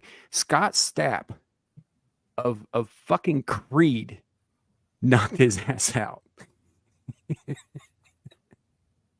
Yeah. That's embarrassing. Yes, it is. That's what I'm saying. Like nobody can take Fred Durst seriously. And by the way, Clue, unfortunately, I have to disagree with you. Some people, unfortunately, people are going to vote for Kamala Harris, and you're going to be surprised who's probably going to get blamed for it. Right? Tell me this isn't a psyop. Oh, come on. This dude, he was paid money to do this. These white dudes for Harris does not exist. That looks like the dude who was in like every bit part from the X-Files to Buffy the Vampire Slayer, playing all kinds of weird roles, doesn't it? What's his name? Brian Thompson or something? He's the dude in the background who's always got the guitar and nobody pays him any attention. Or you put a little man bun on him, and yeah. This White dudes for Harris. He was given $1,000 to say, "Hey, take a picture," because they like this hair. They said, "Take a picture. Don't worry about what we're gonna do with this picture. Just take the picture. Here's $1,000." Here's the funny part. The lead organizer is saying that this group is a fight for the center, but they're supporting somebody who's as far left as it gets. Yeah. Look, this is what I was talking about earlier in the show before you got here. Larry was talking about like people saying, "Oh, well, we got to go after the center." The center doesn't fucking vote, right? Yep. They don't vote. So when they say, "Oh, we're for the center," it is. I guarantee you that it is a paid operation for one side or the fucking other, because the center doesn't vote, and they know that. They don't need their votes because they aren't going to cast it anyway. This dude he was a random dude. They liked the way he looked. And they said, "Here's some money. Take a picture. Don't worry about what we're going to do." Probably like the way he blew him out behind the 7-Eleven. Well, there's that too. There's that too. Well, that blowing raised them $4 million. Listen, hold on now. At 2 a.m. behind a 7-Eleven, does it really matter? I mean, does what really matter? Anything at that point. What? I mean, we know what you're there for. So does he. Are you getting blown or are you doing the blowing? Yeah. Polls between July 21st and 23rd, 39% of men said they would vote for Harris, while 47% said they would vote for Trump. You know where they found? You know where they found those 39%? They found them at a Harris or White for Harris rally, White Men for Harris rally. That's where they found it, and only 39% of them would do it. Well, they were the one. Well, the guy, I suspect that these white guys from Harris, for Harris, were standing in line for their turn. I don't think so. What, I to think get blown? Because look, the Democrats keep getting bombarded with this DEI shit, right? Where they keep getting accused of being like, "Oh, well, we're pandering to specific groups. We're divisive. We're this, we're that," and all this stuff. This is specifically to make white men feel like they're included, despite the fact that this is yet more fucking segregation. Yep. You're not the bad guy right now that there's an election. You're good if you do this thing and vote for this person. Yeah. Then you'll be good. But after she gets in, or if she doesn't get in, you're still white supremacist. After that. I mean, like, I hope I'm wrong about that. I really do, but I don't think that I am. I think time's going to bear out and prove me right about that. This was just a another tactic to make like another group feel included, even though nobody's really included. And I think I got a clip here. Hold on a second, I'll bring it up. Of Kamala talking about exactly this, about people saying like, well, you can't talk about inclusion. That it's just a dog whistle when people say this stuff. Kind of thing. It's a very recent clip. Hold on just a second. Well, we all know that there's not going to be an Indians for Kamala or Harris. Yeah, that is true. Even though she's He has now 3/4 forgotten Indian. that. Yeah. She's 3/4 Indian, but no. Yeah. She's forgotten about it So. since becoming VP. Yeah. That we also cannot fall in the trap of this stuff that centers around this term identity politics. Right. So let's talk about that for a minute. Yeah. From my perspective, the term identity politics is the new word. It's the newest version of that phrase race card. So people will talk about. I'm not going to disagree with her there, but that doesn't mean it's incorrect. Yep. Oh, we can't talk about identity politics, right? You can be And so when they bring that up, it's meant kind. to either marginalize the. Say that again. You can be evil and correct. Right. Yep. That's right. Oh yeah. Yeah, absolutely. Well, look, the most effective evil is the one that only lies to you when it has to. Right? That mixes the truth with the lies so that it sounds better. So that they can believe what they're saying. So it sounds like it's the truth. Like, so no, they're absolutely not. Yeah.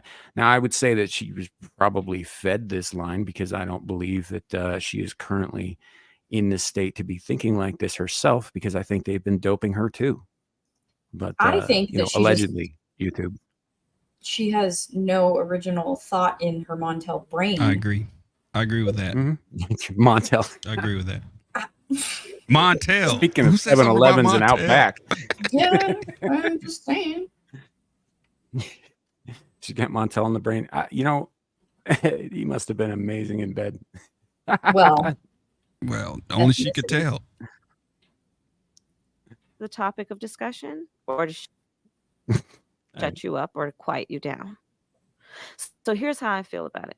When it's brought up, identity politics, it's usually when we're talking about race, gender, sexual orientation. Yeah. So here's how I think about that. Oh my Lord.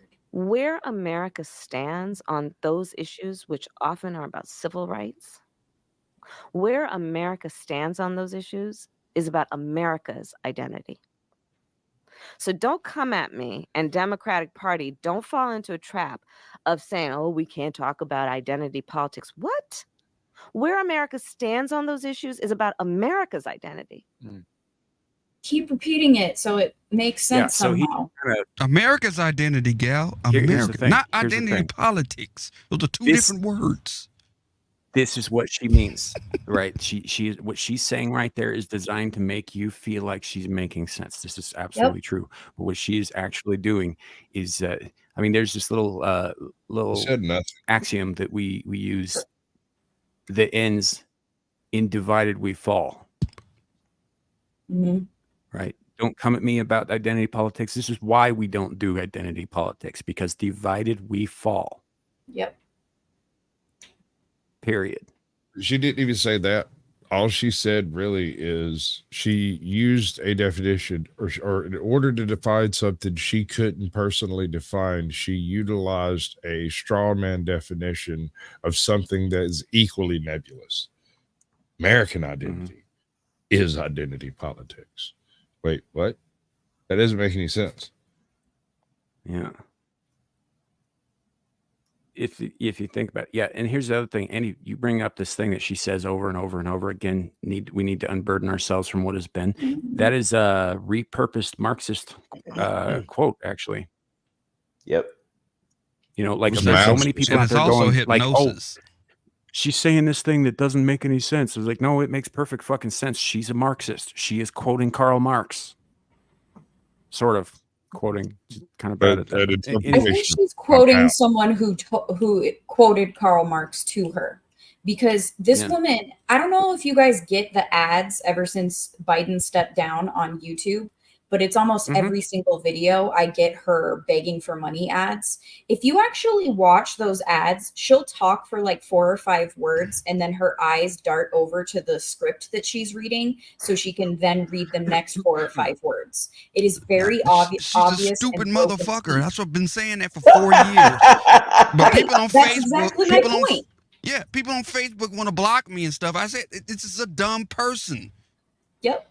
The only reason that she is where she is because her knee pads are strong as fuck.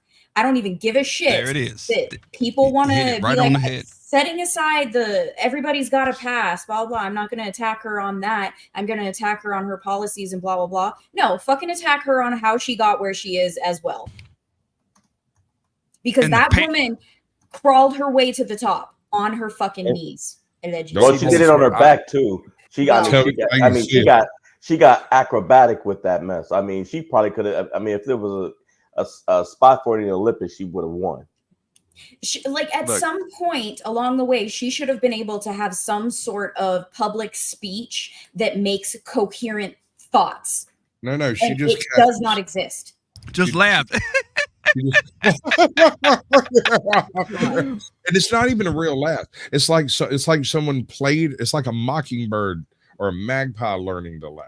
You know, they don't know what it means. He just Pre-recorded. laughs randomly. I'm actually going to disagree with you a little bit on this, Gal. In terms of, like, I get what you're saying. I understand. And I do agree that it's mock-worthy. What I think is, though, because we spend so much time mocking how she got into office, that we're not looking at what she actually has done while in any public office. And we're ignoring the fact that she has consistently promoted and enacted Marxist policies. And that is something, like, the more and more we distract, the more and more we say, like, oh, she's not black, or, oh, well, she, sucked a lot of dick, both of which are true, but neither of which are really relevant to her being fit to run the office. Right. Both So I don't disagree of those with things are distractions. Like that, we're looking at that as distractions, and the other side is going to be like, this is all they have. This is all they talk about. They're just mocking her for things that, blah, blah, blah, but they're not actually addressing the policies. And that's the problem. So we're not in disagreement. I didn't really portray it well. Like, it should be both. And I did say that, like, no, we should be going after both things. I see your point with that because, yes, that's what they're going to fall back to. So we do need to emphasize more the policies. I definitely agree with that. But I don't think a backseat should be given to her proclivities and how she got there, because that is not how you're going to run anything. That's how you actually, it's how you're going to run a country into the ground. Is because she has zero qualifications for it. And that includes her sexual exploit past. And nobody in the media is going to mention the numerous times that she has agreed and said she's Indian. There's no black whatsoever. You say her dad's Jamaican. That doesn't mean black. That means he was born in the country of Jamaica. Have you seen her entire family? Not a black person in sight. Right? They're all Indian or Indian adjacent. Weren't all of the black people who were involved with her family in Jamaica slaves? No, they were slave his owners. slaves. They were his slaves. Yes. That's what I'm saying. Like, all the black people who were involved with her family in Jamaica were all her family slaves. Yes. Yeah. And if owner. And if you listen to Joe Judge Brown, when he was talking about her past, he said she's Indo-Aryan. She's not black at all. Even if even though she tries to use her father, he was like, nope, she is Indo. That is her true lineage. She's not Indian black at all. Like, and I believe look, here's the thing about Indians, and I'm going to say this, and I'm sure I'm going to get some shit for it, but y'all are just dark white people. I'm sorry. Indians are dark white people. I don't think they would. I don't think they would fight that. They're okay with that. Blame Alexander the Great. It's all his fault. Didn't you watch Mississippi Masala Sam? That's not an insult. Yeah, and if you don't like it, India, or people who want to rush to the defense of India or whatever, from the horrible white people, then don't be from the Caucasus. I'm sorry. Well, Kamala's from the Coxsuckicus Mountains. Yeah, that's true too. But the fact of the matter is like white people come in more shades than stealing that. anybody else does. On her and some birth of them are certificate, really fucking I dark. just found out today on her birth certificate it says she's Caucasian. Ooh. Yeah, Oh, we call that a win. she is. That's a win. I don't care who you are. That's a win. Win. We got to win. Because it's your first name or what? Absolutely, man. This is YouTube. Where you are on where you're on YouTube, right? Somebody told me, yeah. Okay. All right. Good. Good. Just basic boilerplate stuff here. Yeah, but part of the reason that nobody's talking about that shit, Clue, aside from the concerted effort of the media to try and hush that up and to promote this other thing, is because they are striking people who are talking about it. That's why I haven't done the stream about it. Yeah, they That's are your taking. future. Oh, so you just come on my channel and be like, "Hey, let's talk about it." Yeah, because I won't lose my channel. Shit, I'm safe. Why would Trump agree to do an interview so far deep into enemy territory that there's virtually no chance of winning a single vote from the local press conference? I don't understand the logic there. There had to be something else said to get him there. Or was he just whipping out his big old shaggy ones? I mean, was he Because just... I think because that interview would get televised. You know, his biggest enemy is media coverage. If he talks to that side, deep in that side will televise that. Sure. I think But that's why he did it. So good, bro. But he smoked them up so good. It was beautiful. It was beautiful. So he gets no local votes. He might win votes in Alabama. He might win votes in Kentucky. You know, that performance he laid down was some classic Donald Trump trolling. That was straight up him doing the ringside WCW with Vince McMahon. Here's what they're not telling you. A lot more than 20% of blacks are feeling Trump right now. A lot more.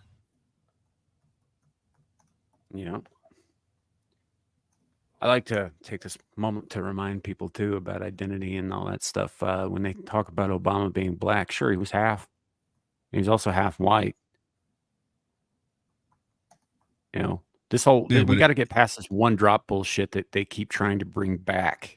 Right, because we got past this in the fucking 90s. There was no like, you know, you were just like, you listed out what you were, and people were like, okay, cool, and they weren't just like, oh, he's got one drop of black, he's black. He's got one drop of white, he's white. That we didn't do that shit anymore. But it's made a comeback in recent years, and it fucking sickens me.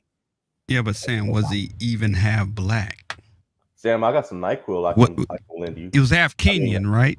I mean, I can email it to you because you're so far away. He was half Kenyan. Is that correct? You're so far away from me. When did Kenyan mean black? It doesn't mean black, but his father was black Kenyan. Yep. But if he's half Kenyan, then where's the black? Well, no, I get what you're saying, Clue, but what I'm saying is like he's half fucking white. Not against you. This This is is about against how he was also a white president. You know? Yeah. I'm just saying, I can't find any black in him if he's half Kenyan and half white. Well, that's because or half Hawaiian or whatever. Or half, yeah. You know, black isn't a nationality. It doesn't deserve to be capitalized any more than white does or yellow does or any other color does because it's a fucking description. No, it's a race, and race doesn't exist. But this is not what your channel's about. Go ahead. Go ahead. Well, it don't matter if it is a race or not. It's like it's still a descriptor. It's a descriptor. It's not a like you don't capitalize descriptors. It's not a proper noun. They're not proper nouns. What does it describe, Sam? Skin color. Really? Usually. And it doesn't. Hold on, Clue. I'm not done. It doesn't just describe skin color. It also does it extremely inaccurately. Yeah, I was going to say, if you say black male, are you talking about Wesley Snipes or Steph Curry? Because there's a lot of shades in between those two niggas. Okay. Correct? I don't or think I know who incorrect? Steph Curry is. The basketball player Basketball who's player. very bright skinned, who PSW. we all call Right. black. I don't watch basketball, so I have no fucking idea who that is. Could I be described as bright skinned? Please. Sam, Okay, Drake. Let's say Drake. All right. Drake The Canadian? and Wesley Snipes. There's a lot of shades in between those two. Creepy brother. John That's Lemon. what I'm talking about. Well, that's what Trevor Noah. okay. So that's what I'm getting at is like you take somebody like a fucking Kamala Harris, for example, right? Versus somebody like Stellan Skarsgård. There's a lot of shades between them too, but they're both white. So what would you say? So what would you say about the guy that created the 23andMe? He's dark skinned, but yet that very test proved that he's 60% white. I think that test tells them what I don't know what good that does, but I don't think that test is actually about finding out your heritage. I think it's a way to catalog genomes for specific people. Well, we know that, but it also proved that this man, despite his shading, was 60% white, and he was and he was related to the cop that arrested him. See, that's the funny part. The 60% white thing is not that surprising. Just to be clear, right? I know a guy. Oh, here we go. I know a guy too. He come at me with this theory.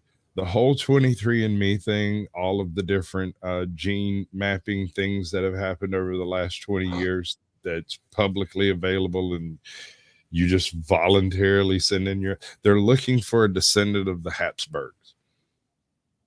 I don't know why.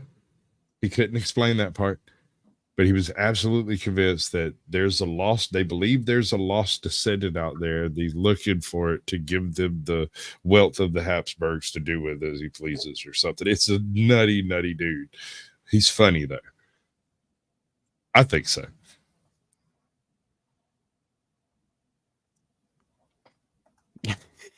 I got nothing. I just noticed the hat. Tinfoil. That's what I said. That's what I said. Here we go. Talking about it. I wasn't looking at the screen. I was just listening, and I looked up, and I was like, "Oh my god, that's awesome!"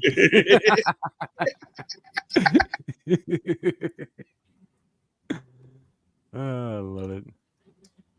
I love it. So,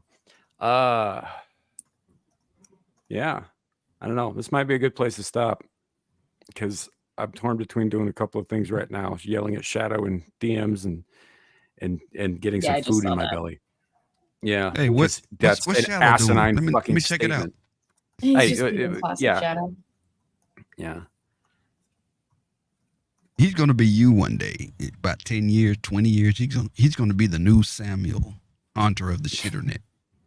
I'm going to teach him to do better editing and better screen use and better direction and better enunciation, but not better vague historical references. That kid even throws me for a loop sometimes. Mm-hmm. And he's very specific. Usually I catch it and I'm like, but I'm the only person that gets that. Yeah. Oh, so this has been an up and a down show. We covered some stuff and some other stuff, and then talked about a bunch of other stuff, and just kind of went all over the place. It's been a good show. I find it cathartic. I enjoyed this one very much. Yeah, we got to get some shit off our chests, and by ours I mean mine. And I'm sure everybody else did too, but I found it cathartic, as Sasquatch said. So let's go around the horn and let people know where you can be found. I'm gonna do something a little different today and go clockwise. Gal, we'll start with you. Possibly there's a Vets Talking tonight for Skinemax Saturday. I don't know. In an hour and a half. It is. He posted the link. Okay. And so possibly going to be on that. Got to get some food and stuff. Otherwise, just follow me on Twitter and I'll share when and where I'll be. And every Thursday at 6 p.m. Mountain Time for Cooking the Books, where I take your book list just in the corner and read it to you so you don't have to. Badass logo, by the way. Thank you. Indeed. This indeed. one? Yeah, that one. I just wanted a logo that had it looking like a bunch of books fell on me and I was in a pile of them. So that's what it is. It's kind of funny because it sort of looks like there's a pile of books and you're peeking up over behind it on account of how short you are. Yeah, that works too, because you know that's accurate as well. Yeah. Always fire from cover. I like it. Right. Lawrence. So that's me. You guys can likely see me sometime tonight in the chat as a moderator for the world famous Exile Lioness 2 channel. If the Exile Lioness chooses to come on tonight, next week you can catch me right here on Abyssal Musings with my co-host Samuel the Infamous. And that is it for now. Nice. Clue, what do you have coming up? Not much right now. You can catch me on Twix at Clue Channel, also here, YouTube, also at the Clue Channel. And I'm going to be here every Saturday screaming into the void. I'm back. I'm not as busy as I was before, so I'm back. All right. Sweetness. Caucasian Sasquatch.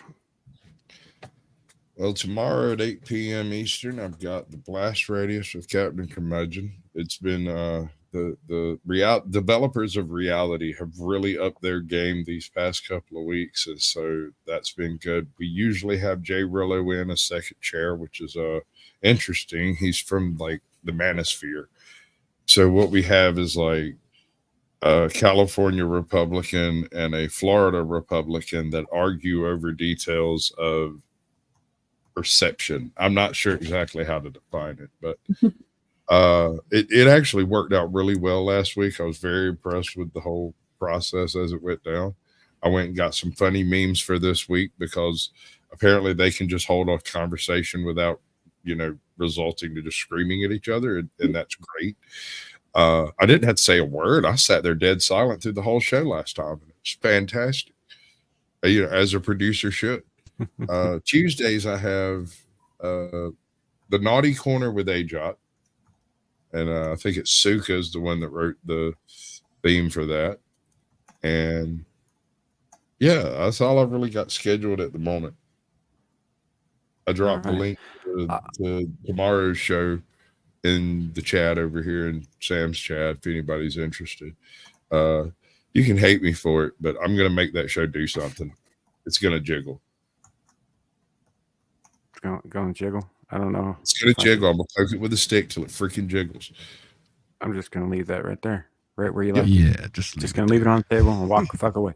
I would like to also point out real quick that green-haired anti-liberal, though she has dipped back down below just barely, since did reach 500 subs very recently, and congratulations on that, and congratulations on it again when you get the 6 subs necessary to make that happen a second time.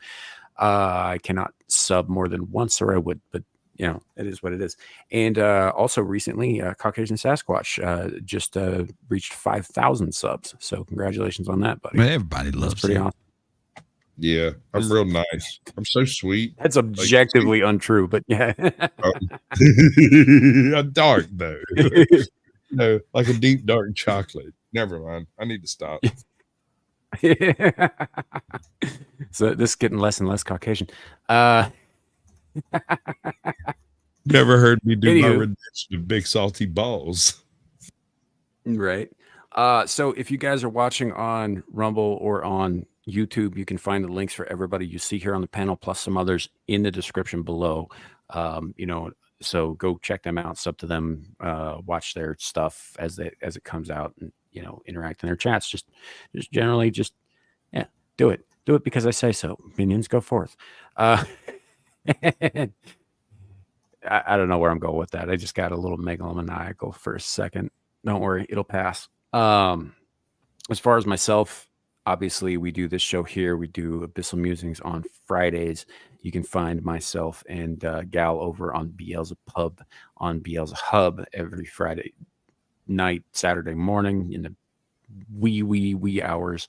You can find Lawrence Knight and myself over on Amira's Exiled Lioness 2 channel when she goes live, usually in the chat and sometimes on panel. You can find me again over on Adam the Renaissance Nerds channel on Mondays for Mellow Mondays, where he subjects me to horrendous pop culture stuff. So it is what it is. Thank you all for being here. Thank you all for coming. This has been a fantastic show. I've enjoyed the shit out of it. I hope you have too. And we'll see you all next time. Remember, it could always be worse. It could be raining flaming cobras. Good night, everybody. Bye.